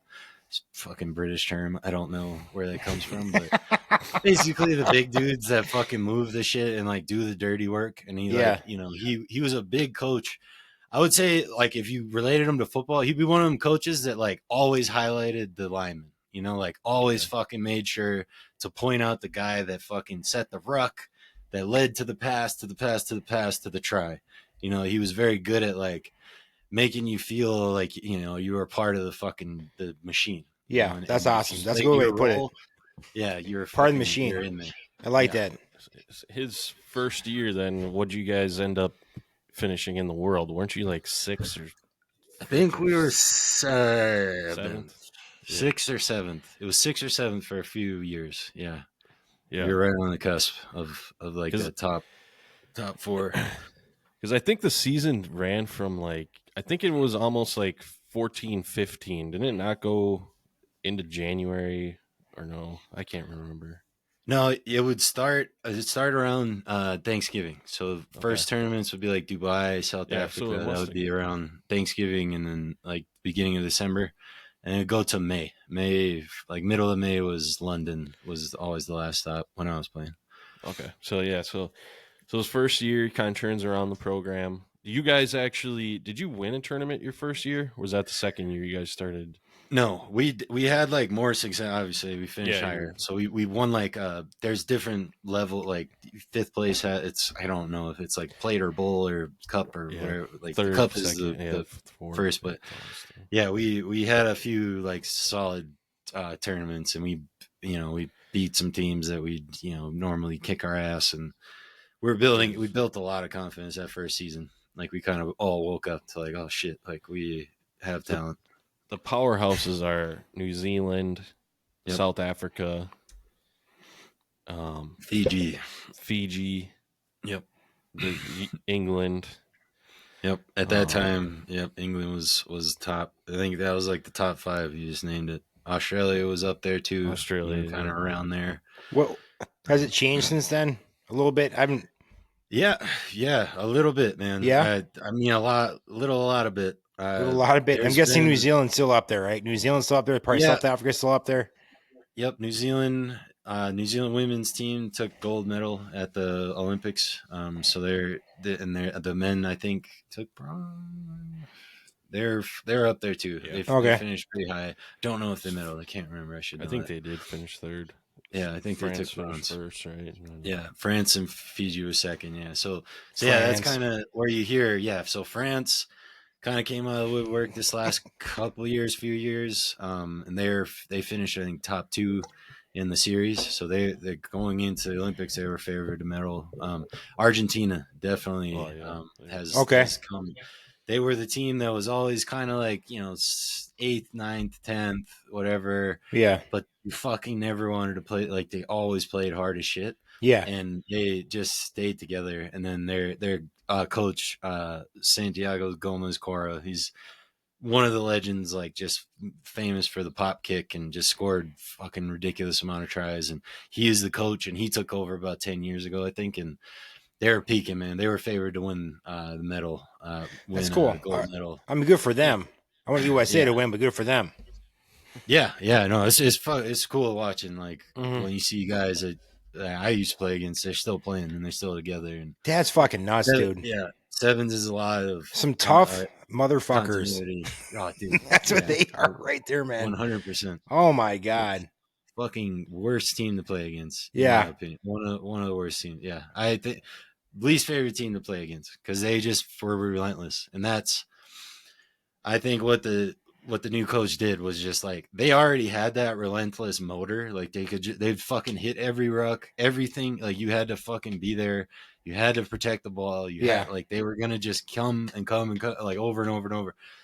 And I think the coach just like tightened everything up. Like he just came in, taught them the bait, like kept like their skills sharp, like made sure, you know, and then they also had a couple like superstar athletes come out of the woodwork too. And in the last like 5 years that are just fucking freaks. And yeah, That's cool. so yeah, they still have that relentless fucking, we're not going to like every ruck's going to be hit every time you think you got it. Like we're going to try to test you. Like, and now they're skilled as well. Like, so they've become a fucking powerhouse. That's awesome. Yeah. And Fiji's like the other same shit. Like just fuck, like no matter who's on the field, they're going to fucking ball out. And Yeah. You just can't play their game. If you play their game, they're going to beat you every single time. Yeah. And then testament to France, man. France took gold medal. And yeah, won fucking gold medal in France. And that was a surprise to a lot of people, but Yeah. fuck, man, it was a hell of a game. Yeah. I quickly pulled up you guys did finish 6th in 2014-15. Nice. 2015-16, you finished 6th as well. Fuck. So that's yeah. a big big turnaround. Yeah, one season. And then you guys also, like you mentioned, you guys beat you were part of a team that beat New Zealand. That was the first time the USA has ever beat New Zealand in rugby sevens. Yep. That was fun to watch. Yeah, that was awesome. Did you get kicked out of that game, or did you finish that whole game? No, that was the most shit I've ever talked in a single game, though. Oh, yeah? Yeah, I fucking hated them guys, man, for a long time. Why is that? Nothing but love and respect for them. Because they were good as fuck and acted like it and were entitled and they would yell at the ref all the time because they got a lot of calls. You know, like they would be that type of guy. You know, those types of guys that, oh, sir, like, you know, just and the that's right, the sir would be like, like, yeah, the refs call the sir. Yeah, that's right. So yep. A little more. Yeah, so they were just. Yeah, they were dickheads, man, and like dickheads. There it is, baby. There it is. Yeah. The dickhead. Hashtag dickhead. They were. Fuck them. Fuck New Zealand. Like, but yeah, there's fucked stories, bro. Like after that tournament, yeah, dude. So after that tournament, we beat them. They had a bunch of injuries too. Like it was tough. Like they only had like a solid like 7 or 8 guys that were healthy. But whatever, dude. Like we still beat them, and then that kind of opened up the door too. Like we beat them again, and we beat them again. Like it just throughout the years. You know, that's fantastic. Times and it made the impossible possible, which was fucking awesome. But that next week, so we flew to that was Dubai, and then we flew to South Africa. And I had made a post. I commented on a fucking Instagram post because Carlin had gotten high tackled in that game. Never got called, but there was a perfect picture of this dude, big dude too, like forward. So I like, fuck, you know, I was a little more pissed about that. His fucking shoulder just like in Carlin's jaw. And I commented like, fuck these dudes just because they wear a black shirt. And like, in hindsight, that was terrible. Like I shouldn't have disrespected their jersey, like, cause they're very prideful of their culture and they, you know, I have nothing but respect for them. But I said something about their jersey. Literally like an hour later I took it down because I just like got emotional fucking took it down. Someone had screenshotted it. Oh, of course. God damn. Had to have the one-on-one with the coaches. They were like, mate, you fucked up. So you could be a man about it and go apologize. And I was like, yeah, I'll fucking apologize. Like, yeah, that's fine. I get it. Yeah. So I had to go in front of the whole fucking New Zealand rugby team and staff. Oh no! At lunch or breakfast or some shit. Oh shit! Like, hey guys! Like after I just played all these fucking guys, like, hey guys, just wanted to apologize. Yeah, you know, I really wanted to. Didn't mean to disrespect the jersey. Like I did mean the jersey part. Like because I do love. They were my first fucking favorite team, dude. Still one of my favorite teams, dude. Love New Zealand. All Blacks fucking set the standard. Yeah, in a lot of ways, man. And so, yeah, I had to fucking humble myself and go. You got passionate. I mean, it is what it is, you know. It's worse as you can do. Their culture, it's our culture to talk shit. That's right. Fuck New Zealand. Little tiny island. Yeah, that's Friday's fault. I'd rather be in Hawaii than New Zealand. Just kidding. I don't know. I've never been either. What do you say? It's Friday's fault? Oh, that's right. I thought talking about the movie. I'm like, what the fuck are you talking about? Pussy for making him go and apologize. Yeah, He's a it pussy. was. Yeah, I think it was the culture thing. Here, He's a Yeah, give me. I I need. don't I care need about. They got to care about our culture too. Fuck their culture. truth. I need 10 seconds to grab my charger. I'm sorry, guys. You're fine. I fucked up. I'll Garrett, be we're right paying back. you good money to be here. What the fuck? Oh, Folks, I'm sorry. don't turn off the show. Are we live, Trent? I think we are. That? Let me look at all the comments. Is that who you're texting over there? I'm scrolling. Oh my gosh, look at me messages we have here. So it's like 3 people watching. 6.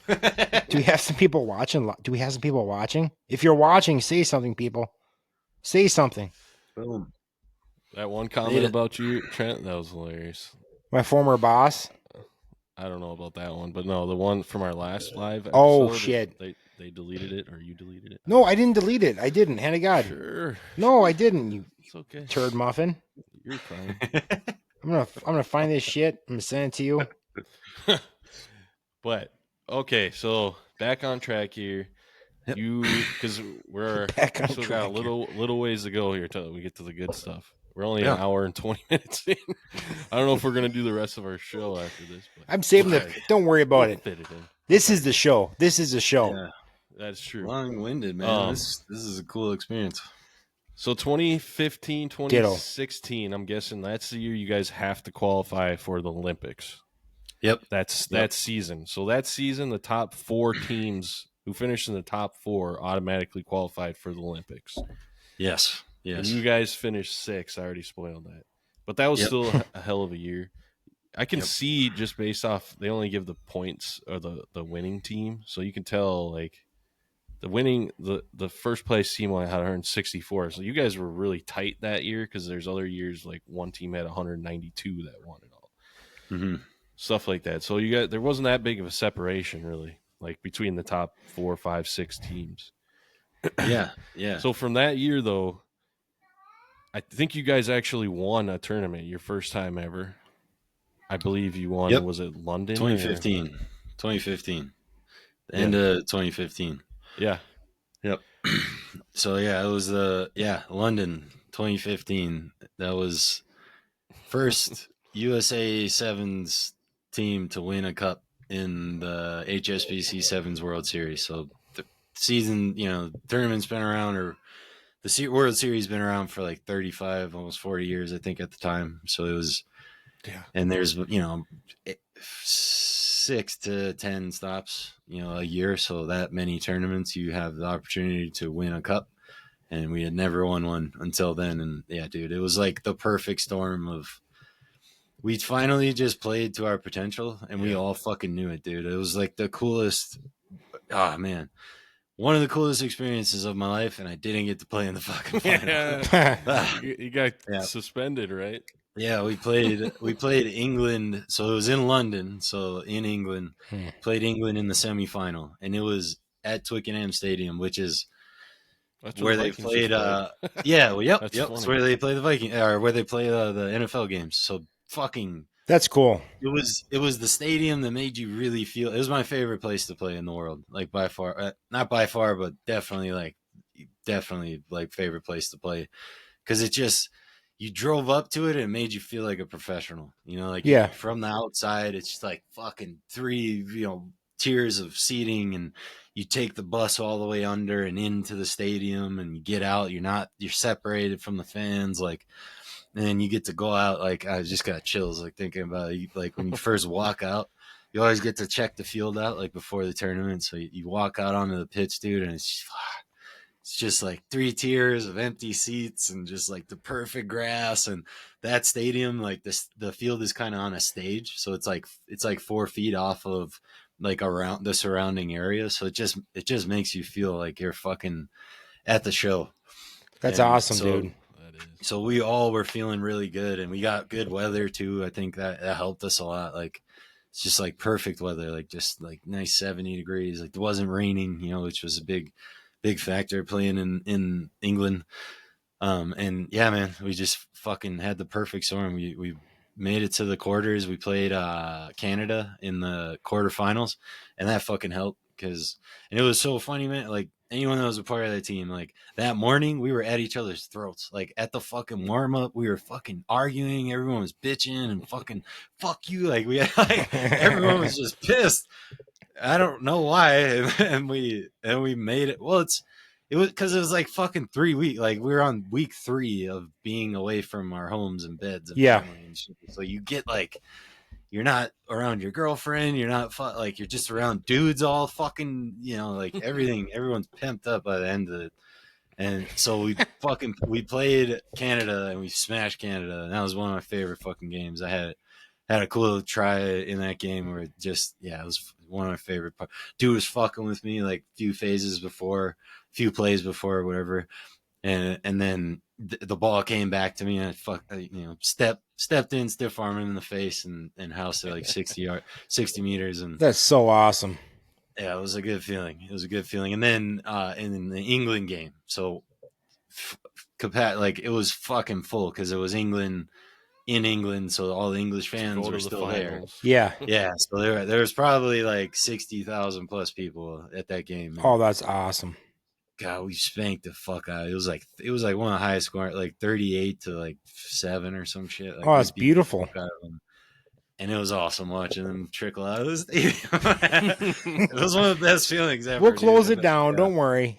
Yeah, and we just played so fluid too, man. Yeah. Like, we finally put our system together. Like, it was in sevens, you have kind of a framework, kind of like basketball or like hockey. Like it's a lot of free flowing, like reaction, but then you have like general set plays and like set like framework that you're building off of. And so in that game, we like put it all together. So we were fucking moving the ball left, side to side. Like defense wasn't touching us. And then we were just people were just taking their moment, like, and that's how you play sevens. Like that's Fiji in the nutshell. Like they just fucking move the ball.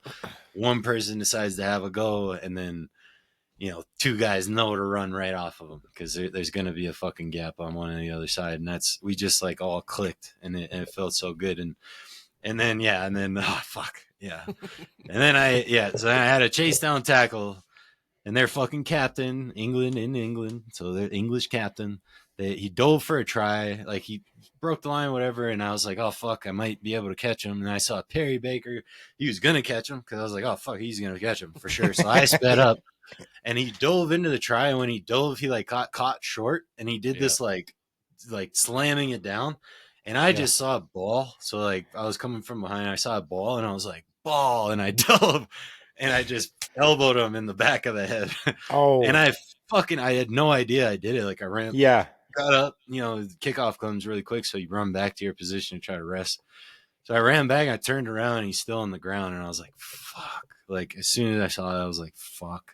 Like I'm in trouble. And then of course after the game you get carded, so you get cited, and you get a red card. So kind of like fucking football, like, or if you get a really dangerous tackle in football where they send dudes off for the whole game, like it's not good. So if you get a card, if you get cited, you have to go and have like a mini jury, like a mini fucking, you go talk to this guy that's gonna decide if it was intent, malicious. Like, and I'm in fucking England. So right before we're getting ready to warm up, I have to run out of the fucking locker room, out of the tunnel, into the stadium, out of the fucking back of the stadium, out of the stadium, across the street, into this fucking building, go up into this building right before we're about to play in our first final ever. Yeah. And I'm up in this building sitting there and watching it. And they have like, they have the camera views that they show you on TV, and then they have the fucking all the camera views, and it's fucked, dude. Like it's like 14 different camera views, and it's all frame by frame. Yeah, and it just looks like I'm just like fucking like angrily fucking elbowing this dude in the back of the head. Yeah, and they make you like do a plea, so you have to like plead your case. Like, I'm not. Pride myself on not being dirty, Yeah. Like I fucking didn't mean to. Like I saw the ball, I just dove. Like it was reactionary. Like whatever, And then your coach kind of pleads for you, and like just he's not a dirty player. He thought help us out, please. Like, and then they're like, okay, we'll decide. And then I have to by myself because they are still making the fucking decision. By myself, take the elevator back, run across the street, run into the fucking stadium, run through the crowd, like into the locker room, like get into the locker room. We're about like 10 minutes from going out to warm-ups. Put my tape on, like get all my shit on, like get the whole kit's on. Coach comes walking in and he's like, "You're out, man." And I like I just went into the bathroom, dude, and just broke down and just started fucking bawling. Like I just felt like such a dude. It was like you had it's like the Vikings in the Super Bowl. Like you're fucking there.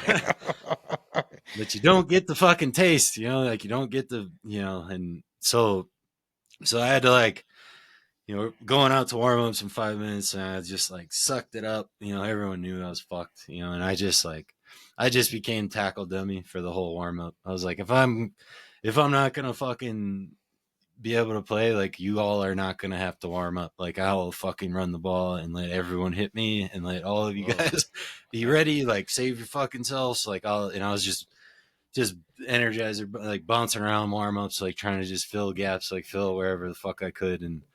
And yeah, and then they played and fucking it was standing in the tunnel next to Australia. Like all I could do was like intimidate them, and I'd never look at the team.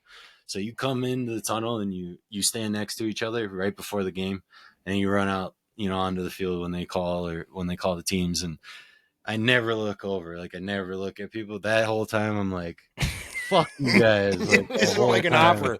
I'm just gonna looking beat your at ass. all of them. Just like, I can't play, but I'm gonna fucking and dude, fuck you none up. of them looked at me, man. That's Like, awesome. They noticed though. they were broken. Yeah, they fucking knew they were about to lose because we were on fire too. Yeah, like, that's awesome. We knew we were gonna win too. So it was shitty in that sense, but it was awesome. Like they fucking scored tries, and Terry Baker like held up 4 when he scored a try, and my number was 4. Like Yeah, that's they were cool. all looking out for me, and I got to celebrate with them too. So Yeah. they won, and we were expected to win too. So it was cool, but wish I would have Yeah. been able to play, you know, in hindsight. But Wouldn't have it was been awesome. there They if held it wasn't down, the and case. we fucking That's a good story, though. I'll tell you that. Yeah, we had a That's fucking great night. That Yeah, night, well, I mean, too, for you, so- that's a good story. Overall, though, it's a great night too. But damn, dude, that's a story. I didn't realize you played in that stadium. I never realized you Yeah. played there before. That's pretty damn fucking cool. I played there 4 times. That was a place I played. 4, the most. holy Played shit. all over. Yeah, That's so it was, nuts, dude. It's like what a 5 times. Yeah, fuck. Well, maybe 5. I don't know. you Yeah, can't it was- keep yeah. track. 4 or 5. I don't know. Favorite You place. played- by You far. played Dubai, Scotland, France, Yep. Paris, right? Yep. Playing Paris. London. That was That's special. where that one is. Yep. London, Twickenham, South Africa, New Zealand, Cape Town, Port Elizabeth. Those are both in South Africa. Australia, Gold Coast, Australia. Yeah. Fuck, dude. Los yeah, Angeles, lot of places. Las Vegas, Yep. Vegas. Canada, somewhere Yep. in Canada. Yep. Vancouver. Somewhere in Canada. Yep. Yeah. I played in Vancouver and Toronto as well. Whatever. Yeah, it was special time, man. Is that the Very year grateful. you won that medal behind you too? Pan Am Games? Was Yeah, that 15? Yep, that was 2015. Should have got a gold. We fucking lost Canada, cheap bitches. I believe it. They were very cheap, and it was in Canada, and they cheap shotted Carlin in that game. I wish I would have seen it. I can't that was just moments that you can't get back. But I wish I fucking would have seen that. They just rock Carlin after he scored a try, and Oh, really? yeah, man, like super fucking, and nothing happened either. Like no card, nothing. Like dude just kept playing. Like no one saw it. Like acted like didn't fucking happen. And it just, they're a bunch of cunts, dude. I fuck them, dude. Like Yeah. I have respect for New Zealand. Love, Fiji. Like always fucking got up and played hard, and but I'll fucking always hate Canada. Me too. F Trudeau. Yeah. Yeah. Yep. Yeah. Fuck that. Yeah, perfect puppet for their fucking. Yes. So you finished Yeah. third. What'd they finish first or second? Probably first. I don't know what they finished. Yeah, I think they finished first. Yeah, it was. Yeah, But yeah, we got a medal. you guys- got a medal. Yep. And you got your revenge because next year, so you had to Yeah. finish in the top 4. Yep. But you guys didn't quite finish in the top 4. It was a 4th place finish, it looks like. Maybe it was 5th place even that year. No, I think it was 6th 6 place, again. sorry. Yeah, it was close, man. Yeah, I remember the last few tournaments. It was like we were fucking trading places with France or whoever would finish 5th. Australia, Argentina looks like. Yep. There you go. So this last year, you guys have another great season. You just missed from qualifying for the Olympics. Yep. So they have separate tournaments for a bunch of areas for qualifier tournaments. And Yep. your tournament was in North Carolina, right? Yep. And that was against Canada and a bunch of like Caribbean teams and yeah, it was like the North American qualifier. So like Mexico, Uruguay, or not Uruguay, Mexico, fucking, I can't even remember. Yeah, like Cayman Islands. Just basically it was us and Canada. Like that, we were the 2 teams that were on the circuit, and it was kind of in the cards that we would have played each other. But to qualify for the Olympics, you had to win that tournament, though. Yep. And it came down to both USA and Canada, and you guys got your revenge. Yes, we did, because they did not go to the Olympics that year, so it was a good feeling. For a lot of reasons, that was part of it for sure. That was a cool memory, man. Cool moment. That was probably that was probably the best moment of my playing career, I think. Just because the build up, man, like we were all building towards the Olympics. So there was just this big monkey on our backs, like just like we're not fucking qualified yet, so it's not even happening yet. So like it was all like, are we going to make it worth it? And like, so there's like regions all around the world. So if you didn't qualify the top 4, there's like different regions that would play out, and like those teams would go to the Olympics, and then the home team gets an automatic bid. So Brazil automatically got to go to the Olympics that year, which was silly because they're one of the worst teams in the world. I think they took last too, which was fine. But yeah, it was special because Dad was there, and it was just like the build up, dude, like all the grinding, all the fucking workouts, all of the fucking, just breaking our bodies and like trying to fucking get there, and then it came to the final, and I think we got a yellow card in that game, I remember, and I remember we played down a man, and we fucking D'd up and didn't let them score, and then I remember I subbed off like shortly after that. And I remember coming out. It was like the only time I've ever like, let's go, like hyped the crowd up. Yeah, and they fucking actually did. That's great. Yeah, they listened. So I was like super hyped, and then we ended up winning, and then it was just this fucking feeling of like, you never really had that feeling since, and up to that point, it was just like this elation of like, all the shit that we worked towards was worth it now, and everyone was fucking emotional, and like all emotions hit, started crying, pretty quick, and ran over, and fucking Dad was right there, like right first row, jumped up, hugged him, and yeah, man. And you guys qualified, but yep, that doesn't mean you're on the team yet. Either. No, it doesn't. Yeah, no, that was a special moment with Dad, man. That's something I'll remember forever, because he's so proud of you, buddy. He's full crying, just like grown ass, big ass dude. Just like, it was special, man. That's good, though. though. But yeah, that's good.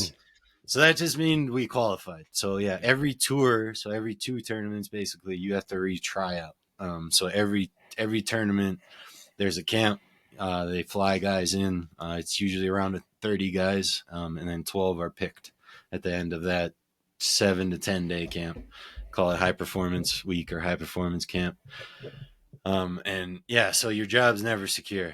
I think that's one of the things about sevens too, that more fans I wish would know, and like just appreciate what those guys go through. Like NFL, NBA, like all the sport, like you're kind of on the line, but once you make the team, like you're kind of you're on the team. But with sevens, you catch an injury, you know, something fucking you have a shit, whatever, like whatever happens in life, like life happens, like you have a shit week of training, like you're not getting picked for that tour, you know, you're not getting picked for that 12. So we're all kind of on edge, you know, like all the time. And that, it all culminated in big ass Olympic camp. And that was high performance camp is usually, like I said, like 7 to 10 days. And Olympic camp was like 6 weeks of like straight fucking like, damn. Every other session was like, that wasn't a gold medal performance and all this shit. Like all of it was just, the pressure was crazy. Like we were all just so much like, yeah, it was a lot. It was a lot to manage. But you did make the team. So how did that feel? Kind of, I know we kind of touched on this a little bit in our other podcast, but I know it was like a bittersweet type feeling for you, right? Yeah, man. Yeah, I definitely was going through, you know, just feeling like I didn't deserve it. You know, I was very hard on myself at that time in my life. And yeah, just surrounded by so many talented guys, and just it was really hard. Nate Augsburger not being picked really felt like he deserved it. You know, and I didn't feel like I deserved it as much as him. And like, just seeing that was tough, you know, and the way they did it too was they sent an email. So we were all, damn. Yeah, bro. Like we were all, and in hindsight, I've had a conversation with the coaching staff since then. And like, they like literally came down to the last minute. Like we were supposed to get an email at like 7:00 and we didn't get it until like after 8:30. Like, so we're all fucking sitting there just wherever the fuck we were, just refreshing our email like over and over and over and over again, just waiting for the fucking list to come out. Yeah, and then the list comes out, and then you see, you know, the names on it, and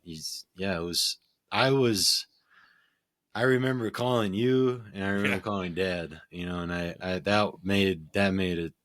was awesome. That was the best part, you know, like it definitely. Yeah. I'll never forget. Because I was like in this weird fucking space, you know, and then like I heard your guys' excitement, and it was just like, yeah, that's fucking why. That's what makes it worth it. Like, fuck. Yeah. Yeah. That's awesome. It was a weird, cool, awesome, grateful experience. But yeah, I wish, you know, hindsight's always 20/20. You wish you would have, wish I would have worked on myself a little bit outside of sport. Yeah. Well, we all think that, man, about so many things. You're not alone, brother. You have a lot of good stories, man. Just hold on to that shit. What a life already, man. Yeah. Just started. Yeah, dude. Fuck. You're going to be alive for another fucking 60, 70, 80 years, you know? Yeah.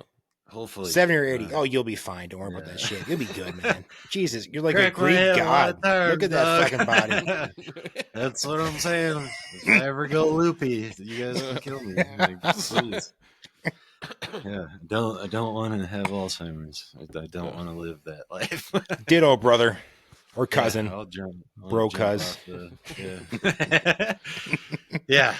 No, I appreciate that, man. I appreciate it. Both you guys too, man. Like that was awesome. It was definitely a great. Like I was at a softball tournament. I was getting pretty drunk at night, and then I got that call, and it was just yeah. And then I blacked out. Yes, I did. Oh shit! Great. Everybody was partying, celebrating after that. Good times, great memories. It's awesome. Yeah, so that's cool. Now Trent's favorite part. I know he was waiting all night for this. I know. Fuck, I had to do. It's 1 hour 42 minutes in. Yeah. Trent, you only had to wait till. So I asked. Do another the beer, Olympics. Maybe. The Olympics. So your experience there. How was it? Was there a lot of banging going on at the Olympics? I heard there was a lot. I heard like a lot of condoms are given out at Olympics and whatnot. Is your truth? Yeah, that's a true thing. Yeah, all of that is true. I didn't do any banging, which, you know, every time I tell this story, every time, bro, there's so many. I've disappointed so many men. They're just like, how women. what did you do? What did you do? And I'm like, I didn't fucking do anything. Like I was insecure and fucking depressed as shit. And like Oh man, you should have gave me a call. I would have fucking talked you up. I said, "You're a fucking stallion, Garrett. Get in there. Man, Get all the countries you can."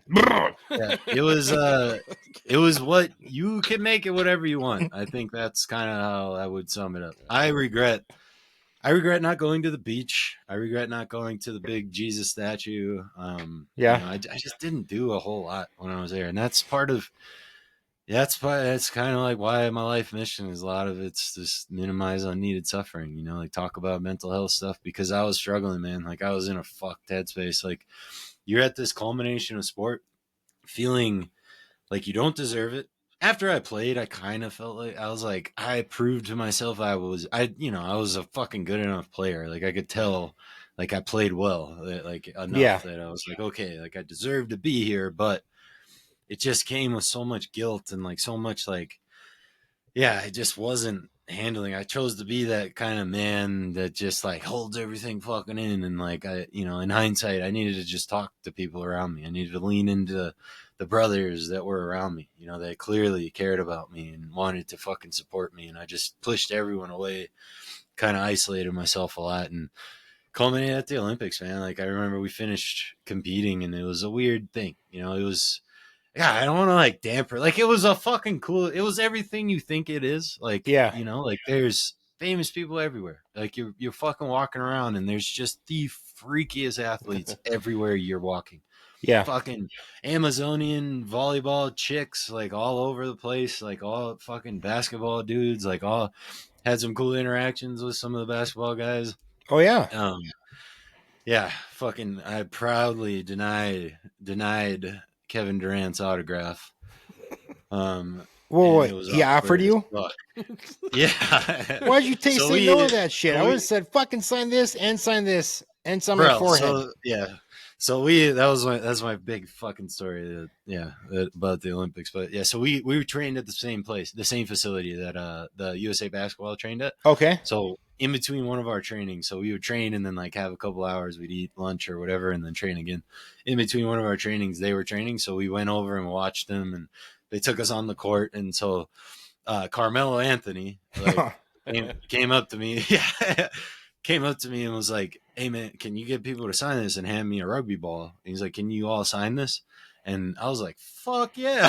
Like, "Fuck yeah, Carmelo Anthony! I'll get fucking people to sign the ball." And so I took the ball and I started running around to all of our teammates, like, "Oh, fuck, sign this for Carmelo Anthony!" Like, Carmelo Anthony, right? Ball sign. And so I'm running around, and Kevin Durant like sees me like trying to get autographs, and he comes up and he's like, "Hey, bro, I got you." And he like reaches out for the pen, and I like totally brain farted, and I like had the ball, and I was just like, "No, no," and he just like stone face was like, "Fuck you," and I like didn't say "fuck you," but he just like walked away. That's hilarious. I was like, "Oh fuck!" And so I got everyone's autograph, and then I ended up he was like taking his shoes off or whatever, like chilling at the end. I went over and I like apologized. I was like, "Bro, I'm sorry. Like, you're fucking dope." Like, it was Carmelo Anthony wanted the ball signed by all of us. Like, I explained it, and he was like, "Dude, you're good, man." Like, we shook hands, and he was super cool, man. Like, Did he have big ass hands? He has some big ass fucking hands, doesn't he?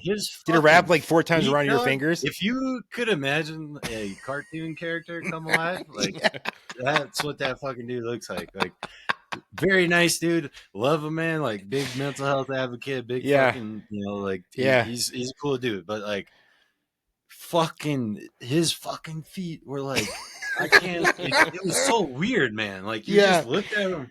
Just a big I was trying dude. not to look at him because I was sitting next to him. Like, I sat down next to him. And I was just like, sorry, and I was just like, what the fuck? It's just like this 1.5 foot long fucking foot. Like, it was fucking weird, man. Half long foot. Yeah, it was weird. But he was a cool dude, man. Very cool dude. Man. That's hilarious. Gave me shit at the opening ceremony too. I was the only dude. I took my shirt off and shit because it was in fucking Rio. We had these jackets and long sleeve cotton shirts that we were supposed to wear to the opening ceremonies, and we're not fancy, man. I'm like, I want to keep this shit nice. I'm sweating my dick off, so I took my shirt off. Yeah. And I'm walking to the bus, and like I hear this voice behind me. I'm like, and he's like, "Well, we fucking know you work out, bro. Like, we know you work out." And I turn around, and it's fucking Kevin Durant, Kyrie Irving, fucking like, and they're That's all just great. laughing at me. To another brain part. I was just like, ah. In hindsight, I wish I would have said some shit like, "Yeah, I'm not fucking rich like you, motherfuckers." Yeah, Like, right. I'm trying to keep my shit nice. Like, It's God, gotta be damn. so weird, man. Just like you're Yeah. like living in like to be like this fucking guy that I watch on TV is talking to me right now. I mean, it's gotta be weird, dude. Yeah. It's gotta be like Dude. just unreal, like cool. It was like super cool, and at the same, it was like super like revealing too. Of like, Yeah, God damn, I wish you like everyone could experience it because you realize that people are just people. Like, yeah, they're all they just like have- me and you. Yeah, yeah, they just have way more fucking money and they're on TV a shitload. Like, Yeah. but they're all just fucking people. Like, they're just grown ass kids. Like that, they're fucking. right. They're just 9 feet tall. Like they're still 9 feet tall with fucking- 4.5 feet millionaires that are 20. Like, yeah, at the time, Kevin Durant was probably like 25, 26. Yeah. Like, he's a fucking kid. Like, Yeah, and yeah, you're just like, that was the coolest part about the Olympics was like it really normalized people and made you feel like, oh fuck, like you're just fucking people. Like you're just like me. That's cool, yeah, dude. like this is attainable. Like not like if I don't want to be famous or anything like but it's just like, yeah, you guys are just rich as fuck and you're on TV a lot, so we all just have this weird version of you in our heads. Yeah, And then you meet them and you're just like, oh, you're just a fucking horny fucking dude. Like you're just you're like the me. same shit. Yeah, We're the same You're dude. fucking shit. Yeah, That's awesome. so That's so yeah, cool. It was pretty interesting. Yeah, I wish I would have taken advantage a little bit more, but I'm grateful for the experience. Well, hell yeah, And dude. That's like that's amazing. Like the whole experience, like the fact you remember that, like it's fantastic. And I'm sure it feels like yesterday. It's been like what, 10 years now? What, 8 years? Yeah, it's been 8 years. Yeah, Jesus. feels like 8 years has gone way Holy. too fucking fast for sure.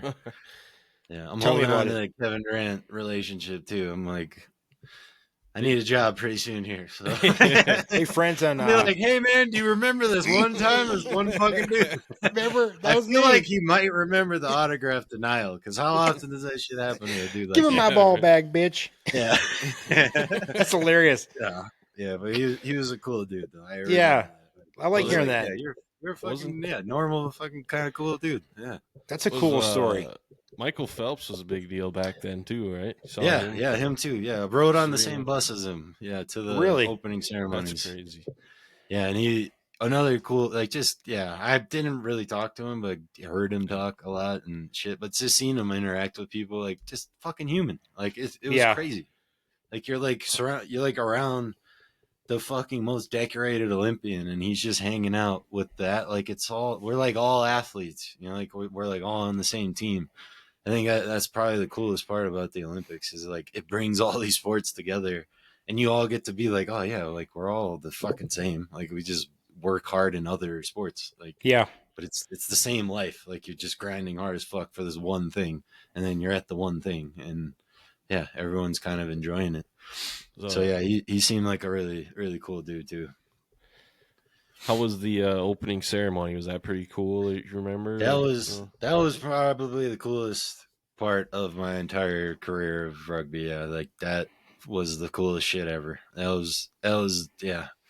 That's hard to describe. But like the build up sucked dick. Like you're fucking waiting in line for like 3.5 hours. You know, you're preparing to play soon, so you want to eat, and there wasn't good food. Like they gave us like a piece of bread and shit, and like we're in fucking Ralph Lauren like polo jacket, long sleeve shirt, long pants in fucking Rio in the summertime. So we're everyone's sweating balls, and you're just like fuck, and then you finally get into the tunnel that's leading out into the stadium, and then the energy starts building.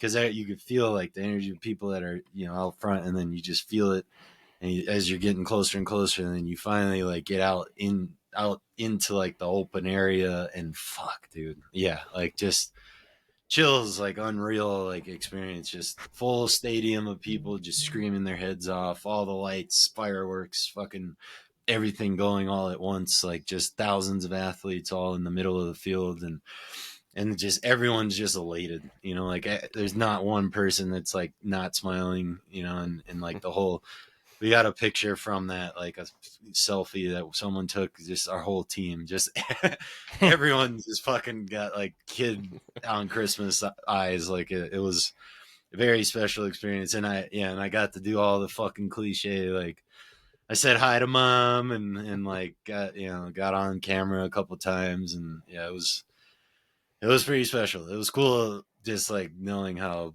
fucking special it was to other people too, like watching it like that made it even that much better. But surreal, man. Yeah, that's a good way to put it. Yeah, that's awesome. So yeah, it feels like it didn't fucking happen. It wasn't that good. Yeah, it wasn't that good. Yeah, I think so. The USA basketball team chartered a cruise ship to live on that entire Olympics. So they didn't eat at all. They didn't eat any food. They didn't sleep in the fucking bed. Like worst fucking bed I've ever slept on in my entire life. Yeah, dude, box spring. Like just straight up. Like that's a moment too. Like when you're on tour, like you always like go into your room and like sit on the bed, and that's like you're gonna be in that bed for the whole week. You know, so if it's a good bed, you're like, fuck yeah. If it's like hard, you're like, fuck. Yeah. And that one was like, ding. It's like, oh my God. You couldn't fucking splurge for a little box spring here, folks. A little mattress, you should say, on top of it. I wonder at how the it Olympics, for like sleep is the most important thing for all athletes. Like, oh God. Yeah, it was. Yep. Nowadays they have those fucking cardboard beds. Which are also shitty as fuck, is what I've heard. You know, and it's the whole thing is recycling and like trying to like minimize waste and shit. But it's like green. Doug, literally the most important thing is to fucking sleep. Yeah. Like, that's the most important thing for recovery. Like, and to be at your peak performance. It's just like not prioritized. Yeah. You think they would just go all out for these athletes? That's why everybody's coming to watch the Olympics. Yeah, man. That's true. That's a whole thing. That's another episode. Yeah, dude, that's a rabbit hole conversation. Yeah, it's been interesting. Yeah, working and seeing the other side of things, and yeah, it's a fucking scam. I would say that as an athlete, it's definitely a scam. They utilize the want and passion and desire of athletes to make a shitload of money off of them. Yeah. And then they try to sell them the idea that, well, you get to go to the Olympics. It's such an honor. You're an Olympian now. And it's like, yeah, but I would rather have a fucking $1 million than like be a fucking Olympian. Like, yeah, great, dude. Like that helps a lot. I'm not discrediting that. I'm very grateful that I'm Olympian. It has helped. Had your resume a lot and given me a lot of opportunities. But man, yeah, just like now starting to analyze the other side of things and thinking about the logistics sides and just looking up, data and figuring out like how much is being profited off the backs of athletes that are getting dick for their effort. It's not right, man. Like, and I think, it just needs, we need to talk about it more. There needs to be more athletes speaking out, but it's this weird thing that like they've created this like very honor system code thing that like, it's like, I'm an Olympian, but it's like fucking Nike just made $10 billion this year off the backs of all of our effort and ads and all the shit that we've done for, like, why can't I see, Yeah. Cause it's a strange landscape, man. Like, you start to see the other side of things and see, like how they justify not giving athletes more money. Like it's not. Yeah, because you hear stories about that, about how about athletes, like that are Olympians, like people like they don't have careers, like their career is training for the Olympics. You know what I mean? Or like, a lot of people you hear that. You know what I mean? Yeah. Like they don't get compensated for it. Separate thing, but like college, like athletes, for example. You know what I mean? Like that was like I used to always think like, oh, they're getting a scholarship. Well, it's true, they're getting a scholarship, but these universities make a lot of fucking money. This coach is making $10 million a year, whatever it is. You know what I mean? Yeah. So like now it's like get your money when you can. Like I mean, these athletes. Now I'm like, man. make your money if you can. I mean, they're making money off of you, dude or dudette, Yeah. whatever you are. You know, so 100%. yeah, dude. Yeah, I get you. the I agree with that. NIL Yeah, the NIL deals, I Yep. think that's a good thing, but it sucks that it had to get to that point, because now you're seeing athletes taking, they're going to take money now over better school, better opportunity, better team, better coach. They're going to go where they're paid the most. And fuck yeah, it's going to fuck with the college football landscape, It's college different. athlete landscape. It's different now, dude. It's than when we were growing up. Different. And so now it's all like TikTok views and shit, like all trying to go viral and like do dumb shit all the time.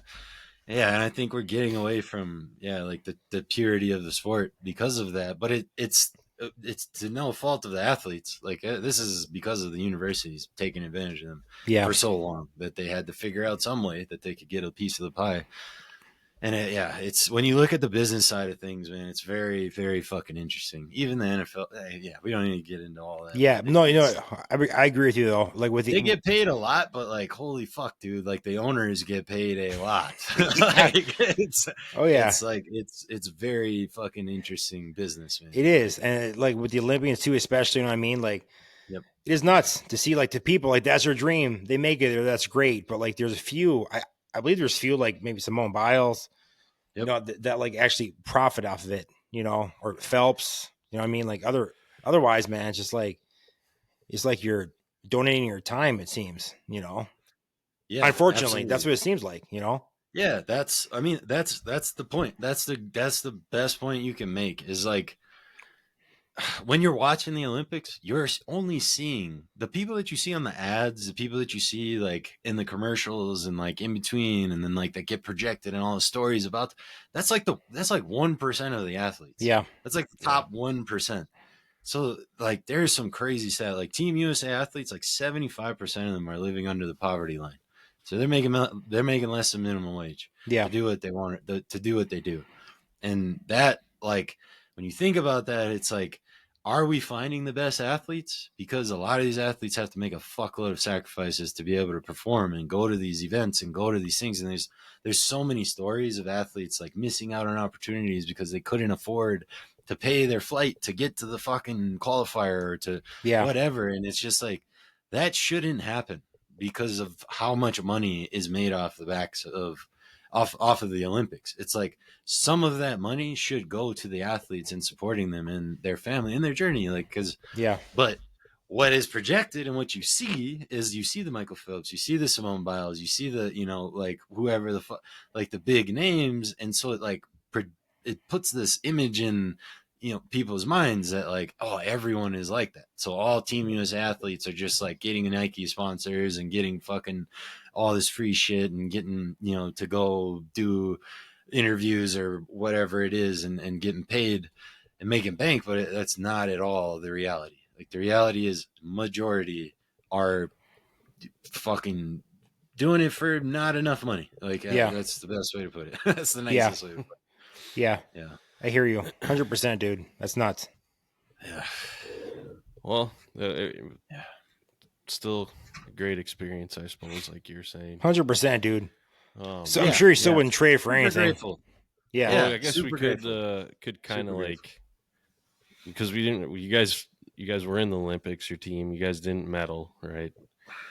Finished like 6th, I think it was. Kind of got 9th. Yep, I think you guys got robbed. I saw a couple terrible calls by the Sirs. We missed quarterfinals at one point. That was it. Yeah.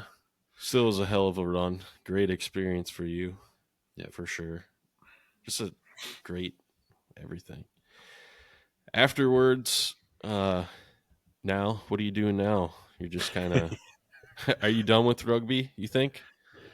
If I don't know, man. If I get it, it's always in the back of my mind. Always, man. I think I left after that 2016 season to take a break, and had intentions of going back. Went back a few times, and it was, opening the same door, expecting different things on the other side. And I think I wasn't willing to own my part of it. I didn't want to do the work on myself, to be able to just own my shit and show up for my teammates, and that's one of my biggest regrets in life, and I think I'll spend the rest of my life kind of trying to make it up to them. And it's not a bad thing, because it's, they're people that are going to be brothers for a long time, and what you realize, man, like, wish you would have known you're in the good times when you're in the good times, like, it's what you realize is it's not about the wins, it's not about the tournaments, not about the accolades, all that shit.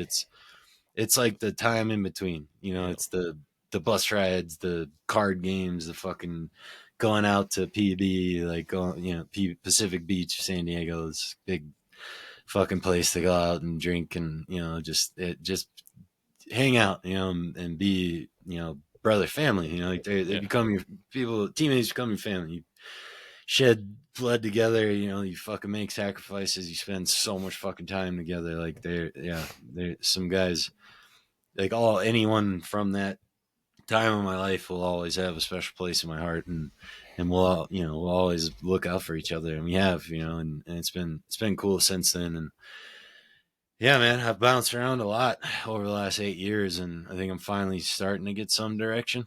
And I recently started working at the US OPC, so I work. I don't know if I should say that on such a popular podcast, but might dox yourself. Yeah. But yeah, no. So I work for the United States Olympian and Paralympian committee. So it's or Olympic and Paralympic committee. So it's the organization that plans and does all of the supporting of Team USA athletes before, during, and after the games, the Olympic and Paralympic games. So it's been a hell of a learning experience. It's been very cool to see the other side. Got a newfound appreciation for everything that the organization is doing to try to support athletes. But yeah, man, it's a corporate world. That's very interesting to me. I think there's things that go along with that I don't necessarily agree with as a person, and I'm working on that. But yeah, it's been great. It's been a lot of learning. Just getting to own a lot of shit. I think face myself in a lot of ways. A lot of opportunities.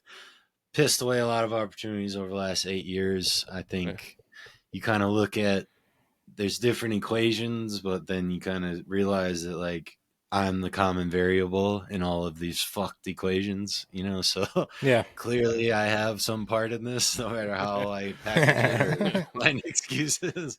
It's all good.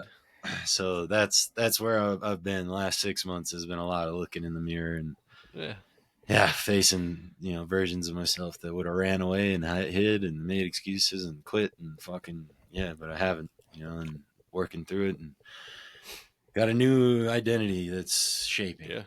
I think that's something that goes underappreciated as well. Athletes athlete, that's our identity. It's not just our job. So when athletes go from not being an athlete to that secondary career, you're not just changing your career. You have to fundamentally shift who you are and who you see yourself as. So it's like, if I am in this corporate setting and I only think of myself as a rugby player, which I have done in the past, I'm going to be insecure every fucking day.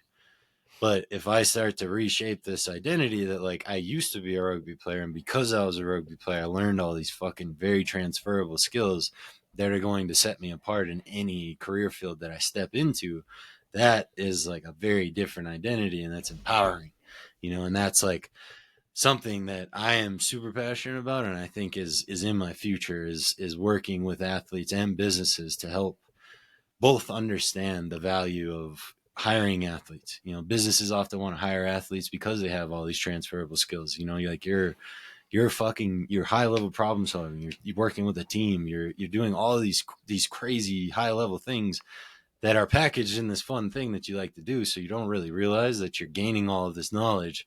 And then when you step into a corporate setting, or you step into whatever role that you step into, you realize, like, oh fuck, like, I can do all of this and learn very quickly. And I think businesses don't fully understand that fully. So it's like, you might have an athlete that doesn't have 4 years of marketing skills that you want on the application, but they have 10 years of fucking working in a sporting world and environment a at lot a of high discipline. level. And and so it's getting businesses to see that value, but then also empowering athletes to see their own value and creating opportunity and space for them to come together. And I think that's somewhere in my work in the future. Like, I don't know how, but That's awesome. I like that. That's good. mean, we could probably go on for another 2 hours about all kinds of tangents we kind of steered away from and got into, but we appreciate the kind of your life. We kind of lived there for a little bit. And Trent, you got any more No, Olympic questions? I got my one I wanted. That's all Are I you cared sure? about. No, that was fantastic. I mean, I thought that was great. Thanks for giving us your time, dude. Like, there was a lot of fun stories there. Yeah. Like, this is a fun one. This is a good There's episode. so many more we probably could get into if you break it down even more into all these. Episode 42. Just like episode 42. Yeah, What's man. the next stat? When are we gonna see you next I year? don't know. What That's time? as far as I'm Googling and researching. We're gonna have you on here again, though, Garrett. We're gonna have you on here again. 100%. I will say I'll be on anytime you guys want me to. Sounds good. So Garrett's gonna be our planning third now on from saying every week now, folks. Every week. Not Garrett's every gonna week. be on. What? Every other week. Not every week. Yeah, but I'm happy to come on anytime, man. This was awesome. I think I love you guys, man. Who I am is a lot of because of you guys, and not just the kick in my ass as a kid. You guys are good men. You're trying to do better. You're trying to be better. And that's fucking the most important. As you get older, like, you fucking realize what's most important, and it's I want to be around people that are trying to do better and be better. That's true. You guys are that, and Ditto. Your family. You too, man. And we got a lot of great memories, and we grew together, and you did kick my ass a lot, and it definitely developed a chip on my shoulder, and I probably wouldn't have fucking wanted to do what I did. And That's right. You're welcome, fucker. Dude, I like it. You're lucky you're in Colorado. Beat your ass. I'm just kidding. Yeah. That's what I needed. Thank you. Yeah, it was fun. Trent, what do you think we should do?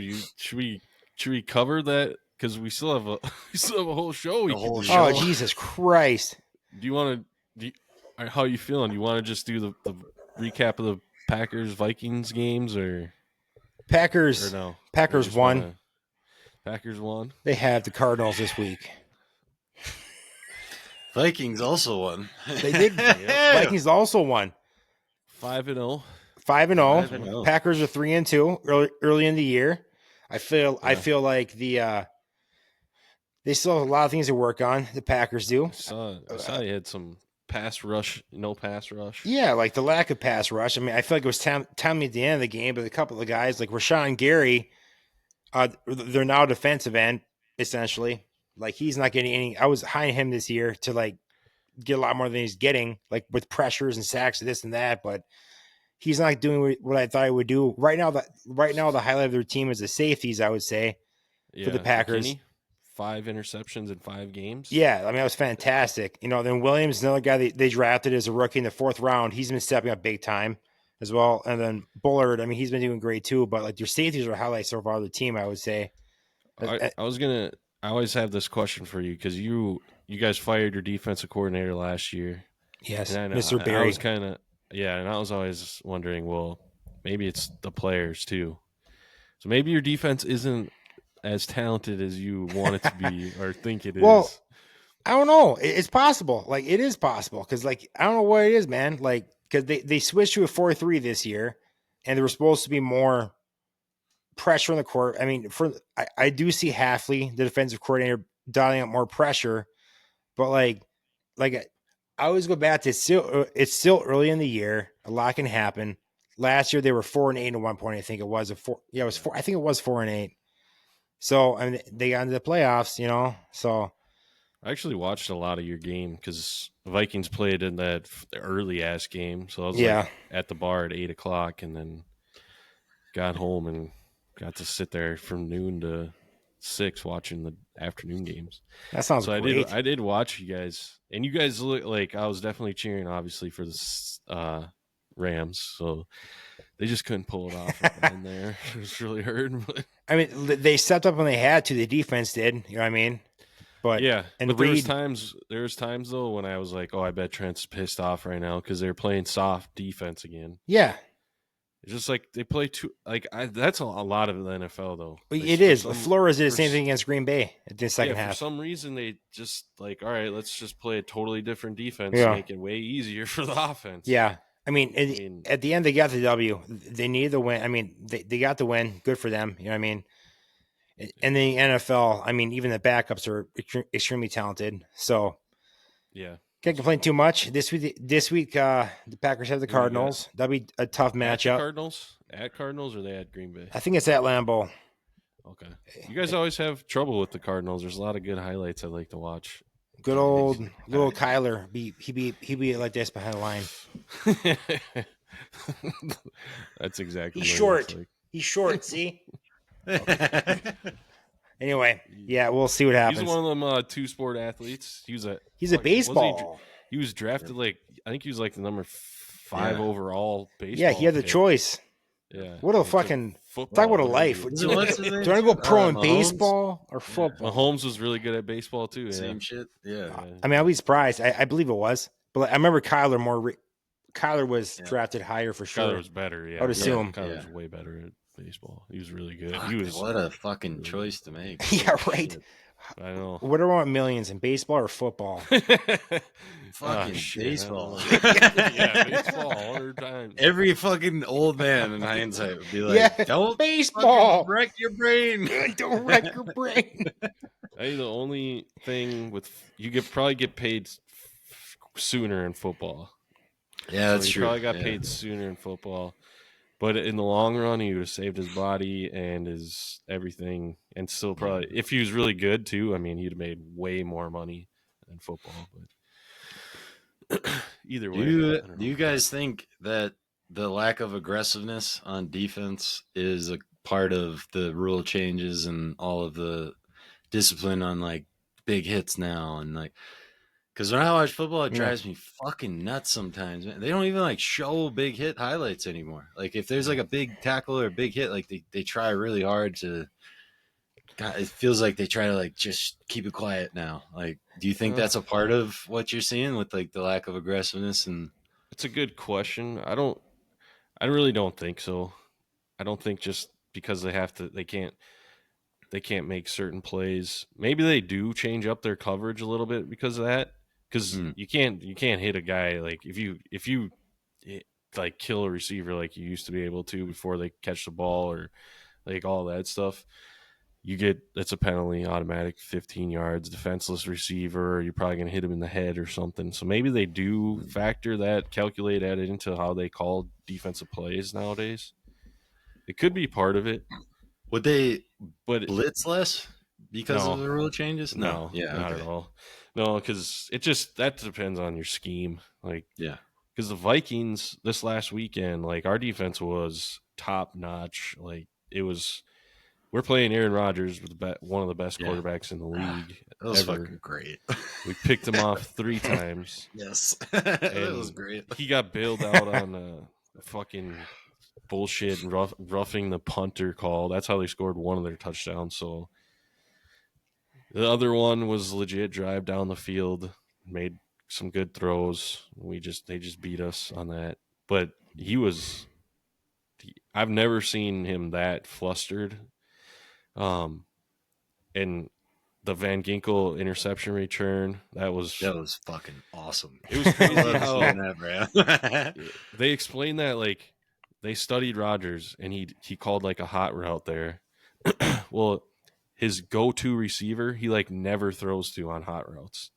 So like everybody knew it was a hot route, everybody knew it was coming, but the Vikings, like Flores, schemed Van Ginkel to drop to the second or third hot route choice for him, and that's what like 90% of the time he throws to that guy. So Rodgers, you could see it, how he did it too, because he knew he was going to do that right when he called the hot route.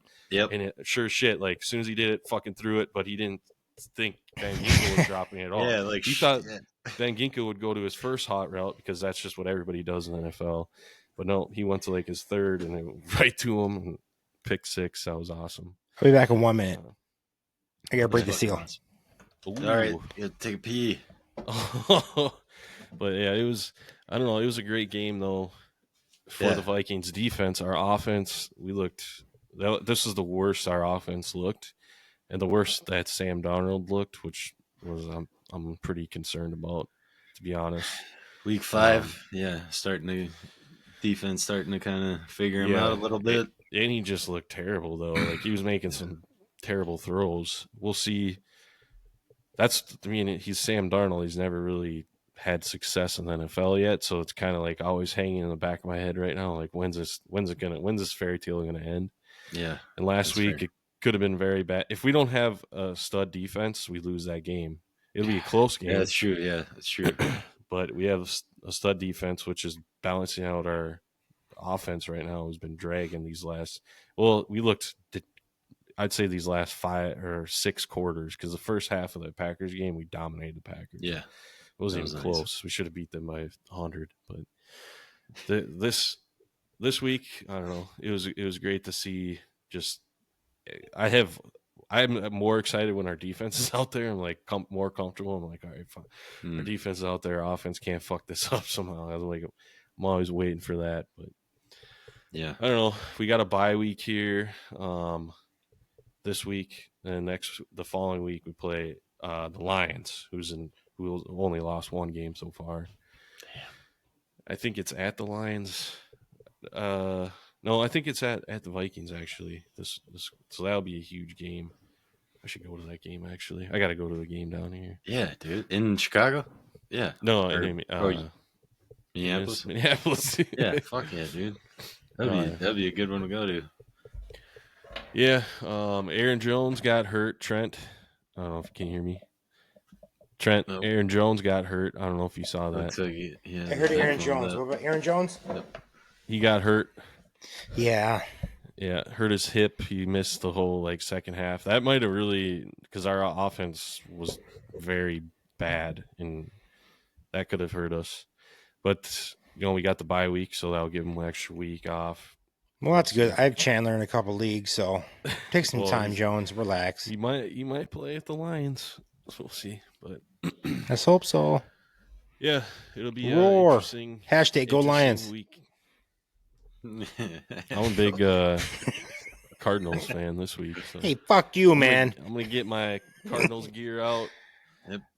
God, first they gotta drive Minnesota, beat your ass, and gotta go to Colorado and beat your brother's ass. God, this would be a long drive. A lot of Vikings fan. I remember a shirt that had I'm a Vikings fan, or I'm any other whatever team's playing the Packers fan. Yeah, that's right. Yep, there we go. Yeah. It's never gonna go away, dude. I don't even watch football that much, and I still fucking hate the Packers. Good. Fuck the Packers. Because of Trent. This makes it fun. Yeah, bro. Fucking Trent. Fuck you guys. Fucking Hall of Fame quarterbacks back to back. Hello. Yeah, I know. It's great. Come on, Love. Step it up, damn it. Jordan Love. I looked up a fucking stat for you guys that it's pretty shitty as Vikings fans, but I thought it was interesting. What's the stat? In the last 20 years, the Vikings have had 24 starting quarterbacks, different starting quarterbacks. I like that. That's crazy. Yeah. It's fucking crazy, man. You look at the list too, it's like it's like memory lane. You're like, oh yeah, fuck, I remember. Yeah, oh fuck. You know what's even worse though is the Bears have had more. Really? Oh, they're even worse. They're what? I know. It's nuts. The Packers have 3. Bullshit. Yeah. In the last 60 years, basically. It feels like 60 years. Ah, shit. You spoiled ass motherfucker. You better realize this shit. Oh, I know. I'm Trent, spoiled. did I tell you the fun fact about the Gophers and the Rose Bowl? What's the fun fact? So the Gophers play UCLA, and this is the first time they'll play in the Rose Bowl since they actually played in the Rose Bowl. Back Damn. in 1962. Holy shit! Really? We were only 2 years old then, but yeah. So in the Rose Bowl, we played UCLA actually that year. Okay. Surprisingly. So they had a fucking home field advantage. You know what the attendance was back in 1962? What's that? Like 10,000? 98,214. Oh, really? No idea. Yeah. Damn. The Gophers won that game. Like 21-7. 10,000? That's crazy. That was our last Rose Bowl win. Good for you guys. Fuck you. Hey, son of a- Badgers was a Have you 90s. I think it was a 90s. Don't worry about it, man. Oh, okay. Have you guys been to like a fucking like what's the biggest crowd you've ever been in attendance of? For Like me, one of them 100, yeah, like Penn State, fucking 110,000. that would be fucking- fun. Oh, that'd be fun. Yeah, That'd be fun. you To ever go. go, I like, still Wisconsin I still haven't game? been to Camp Randall, honestly. In Yeah, dude. I haven't been there for where the Badgers play. God, I think it's Lambeau. Like 70. Yeah, it's gotta be. I think another like yeah. 70, 80,000. I mean, well, ever since the renovation, they can squeeze more people in there now. Yeah. How about you, Garrett? What was yours? Cool. I don't know, man. Football, obviously, yeah, probably Vikings games. I'm sure. Because Lambeau's Probably the most. 81,400 now because the way they redid it. What? Yeah, 81,000? Yeah. 81,000 because like the lower like level is like bench seating, so people are fucking squeezed in there. Smushed. Oh, they can really pack And then like it they added the and one of the end zones like rows going up. So the last time I was there actually was like in the end zone when they redid it, and it was great because they were like you had your own seats or whatnot. But like I like being up high so you can see like over the field. I like seeing like better vantage, like just seeing it because a lot of people are like, "Oh, I want to be 50-yard line on the first row." That sounds fun, but I'd rather be a little bit higher so you see what the fuck's going on. You know what I mean? So Yeah, dude, you like on the like 50 or behind the? I'd say end zone. Yeah, dude. I want end zone, that's preferably coach's dead center perspective, end zone area. Yeah, That's yep. what I want. 'Cause It's my then you can favorite see spot. The fucking gaps, you can see the lines. People, Yes. the holes they're running into, or Exactly. the lines they're taking to make the tackle. And shit. Yeah. Dude, that's my favorite spot. I think it's like a coach's spot. Yeah, and Like, just like and same like with baseball. shit Yeah, develop. like with baseball, I like being like behind home plate if I had to choose, or outfield would be fine too, I guess. Behind home plate, up Yeah. high, like in the upper deck. Yeah, So- hell yeah. So I am, man. I'm a coach. Yeah. I'm a coach. Yeah, dude, you appreciate the game. Yeah, the nuances of the game. That's Yes. I don't think a lot of people that go watch. I don't think they understand. Like, I'm always the weird dude. Like, whenever I watch a rugby game, I'm always in the fucking try zone. Like, no Yeah. one ever sits there either. That's good. That's It's like, good. dude, this is the best fucking seat because I can see. Yeah. I can see if they're gonna score fucking way before you'll know. Like on the side, and I like it too. Yeah, that's cool. Yeah, exactly. You're right, though. I agree with you 100%. You know what I just thought of mine was now? What's that? It was that NASCAR race in Charlotte. Shit, really? Because that's I believe it it. says it holds 95,000. I know we had Oh that my many there God. at least, but they said it can hold up to 170.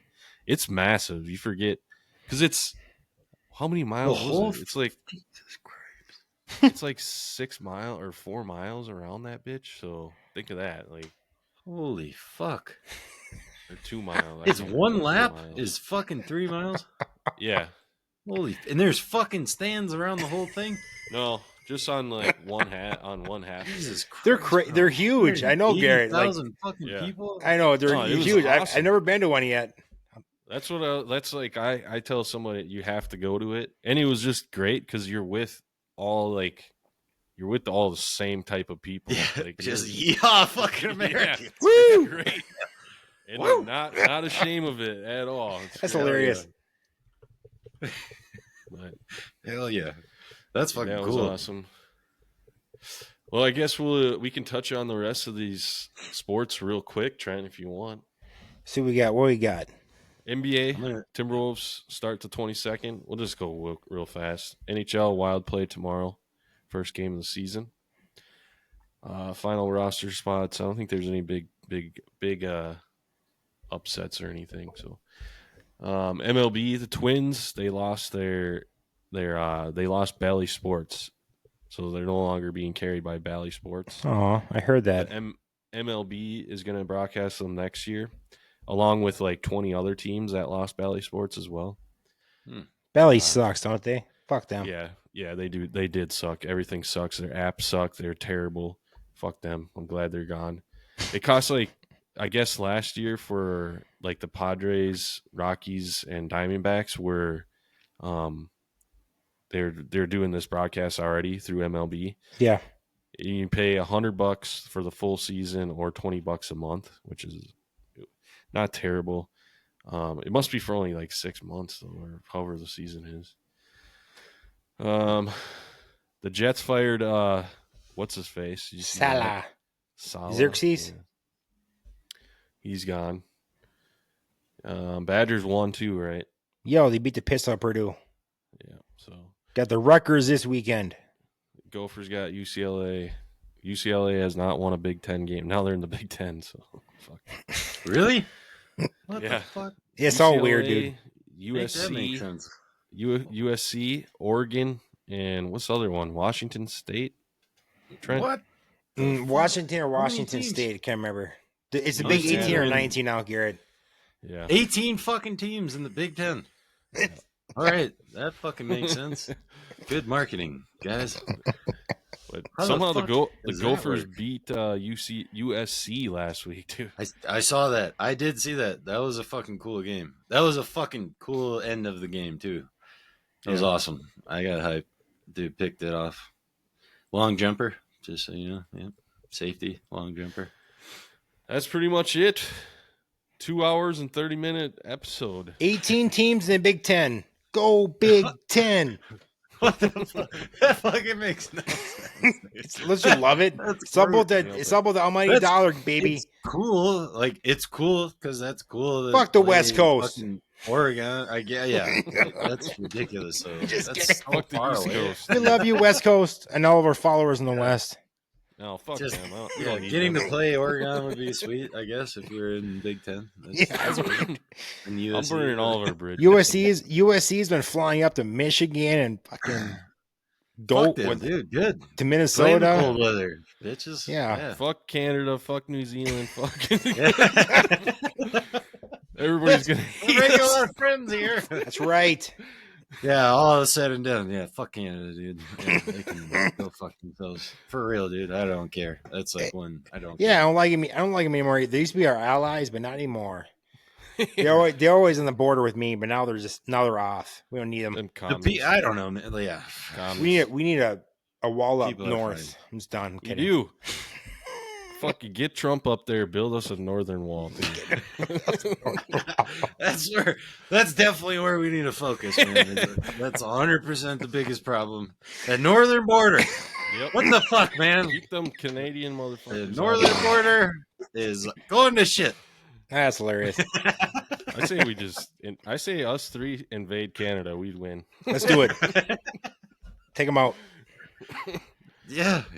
Just kidding. Need one good gun. Don't want a target on my back. Fucking good. I'm the closest guy to Canada out of all of us, so I don't want to say anything more. Barely. Yeah. They're Yeah. good people, man. There's a lot of good people in You know, Canada. we love cool- Canada. Jim Yeah, Carrey, Canada. Yeah, A lot of yeah. cool people who have come from Good Canada. job. Good job, Garrett. Good job. Way to backtrack there. Jim Carrey. That's it. Jim Carrey. That's about it. That's right. All right, everybody. We got to wrap this up. Thank you for joining us, Garrett. We'll see you Thank back you, guys. again. We got a lot more to probably talk about, touch on. I think we could do a whole episode on that Olympic sports athlete stuff. I think we Yeah, already did. it's- Right. We probably could. Yeah. Buzzy topic. Yeah. Thank just- you, Trent, for your stupid ass hat. Thanks for inviting me on. Proud of you guys with your fucking ring cameras or your not ring cam. I'm sorry. Our Yeah. lights. Yeah. Dude, Yeah. mine, You like, see them on my lenses, Garrett? Yeah. I'm proud of you, man. It looks good. You guys are good. You guys are both handsome guys. You know. Thank mine you. Camera like lost Joe, focus. give the people what they want, man. Fuck. Brant, take them off. Come on. Chest hair. Yes. Chest. Yes. Yes. No, thank you guys, man. I appreciate it. No, for thank you, Trent. Garrett. Yeah, you guys are crushing it, man. Just keep going, keep fucking doing it for each other. Keep having fun, man. The following will come. 100% believe that. Thanks, dude. Yeah, just for real. Keep You got going, a man. a lot to add. I want to add some video portions of this, some clips. You can do all that stuff. Yeah, fuck yeah, dude. It'll Take get notes from better. other podcasts. See what fucking resonates. Yeah, make it fun. Make it your own. Just keep evolving it, dude. Because I really think you're in a niche market, but fuck, dude. Like, you guys are crushing it. Like, you're very good representation of Midwest, fucking Minnesota, Wisconsin border rivalry. Like, I've listened to a lot of hours of you guys talking, so you guys are getting better too, which is awesome. Well, thank you, Garrett. Thanks, dude. I appreciate that. Keep it going, man. We will. Keep it going. Thank you. Work on it. And you'll be back on again, Garrett. You will be back on again, sir. This is not your first time. I hope so. Your last time, I should say. Not your last time. Time off. Yeah, I'll come fucking, actually watch more football and not be a bitch. You don't have to. Fuck football. You stick with rugby. You're a rugby Watch guy, whatever. okay? You're a rugby insider. Yeah. Oh, I forgot one thing. What? The Minnesota Lynx are in the NBA Finals, WNBA Finals. It's a great way to end their show because we're huge WNBA fans. Yeah, all about inclusivity. Inclusivity. And equal opportunity. And Caitlin Clark. Caitlin Clark. Woo! They CC. hate that. That's what I was just talking about. Fucking Instagram of WNBA highlights, bro. Look them up. Oh, yeah, Look them that's up. great. Dope. They're dope. They're dope. It is great. Alrighty. Everybody have a good night.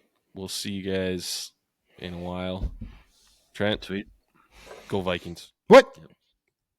Thank you for listening to another brilliant and captivating episode of the Northern Border Banter Podcast, a Trent and Brant production. Follow us on Facebook and Instagram at Northern Border Banter Podcast. Watch and listen to us on YouTube, Spotify, Amazon Music, and Apple Podcasts. Thank you all for your support. We appreciate every one of you.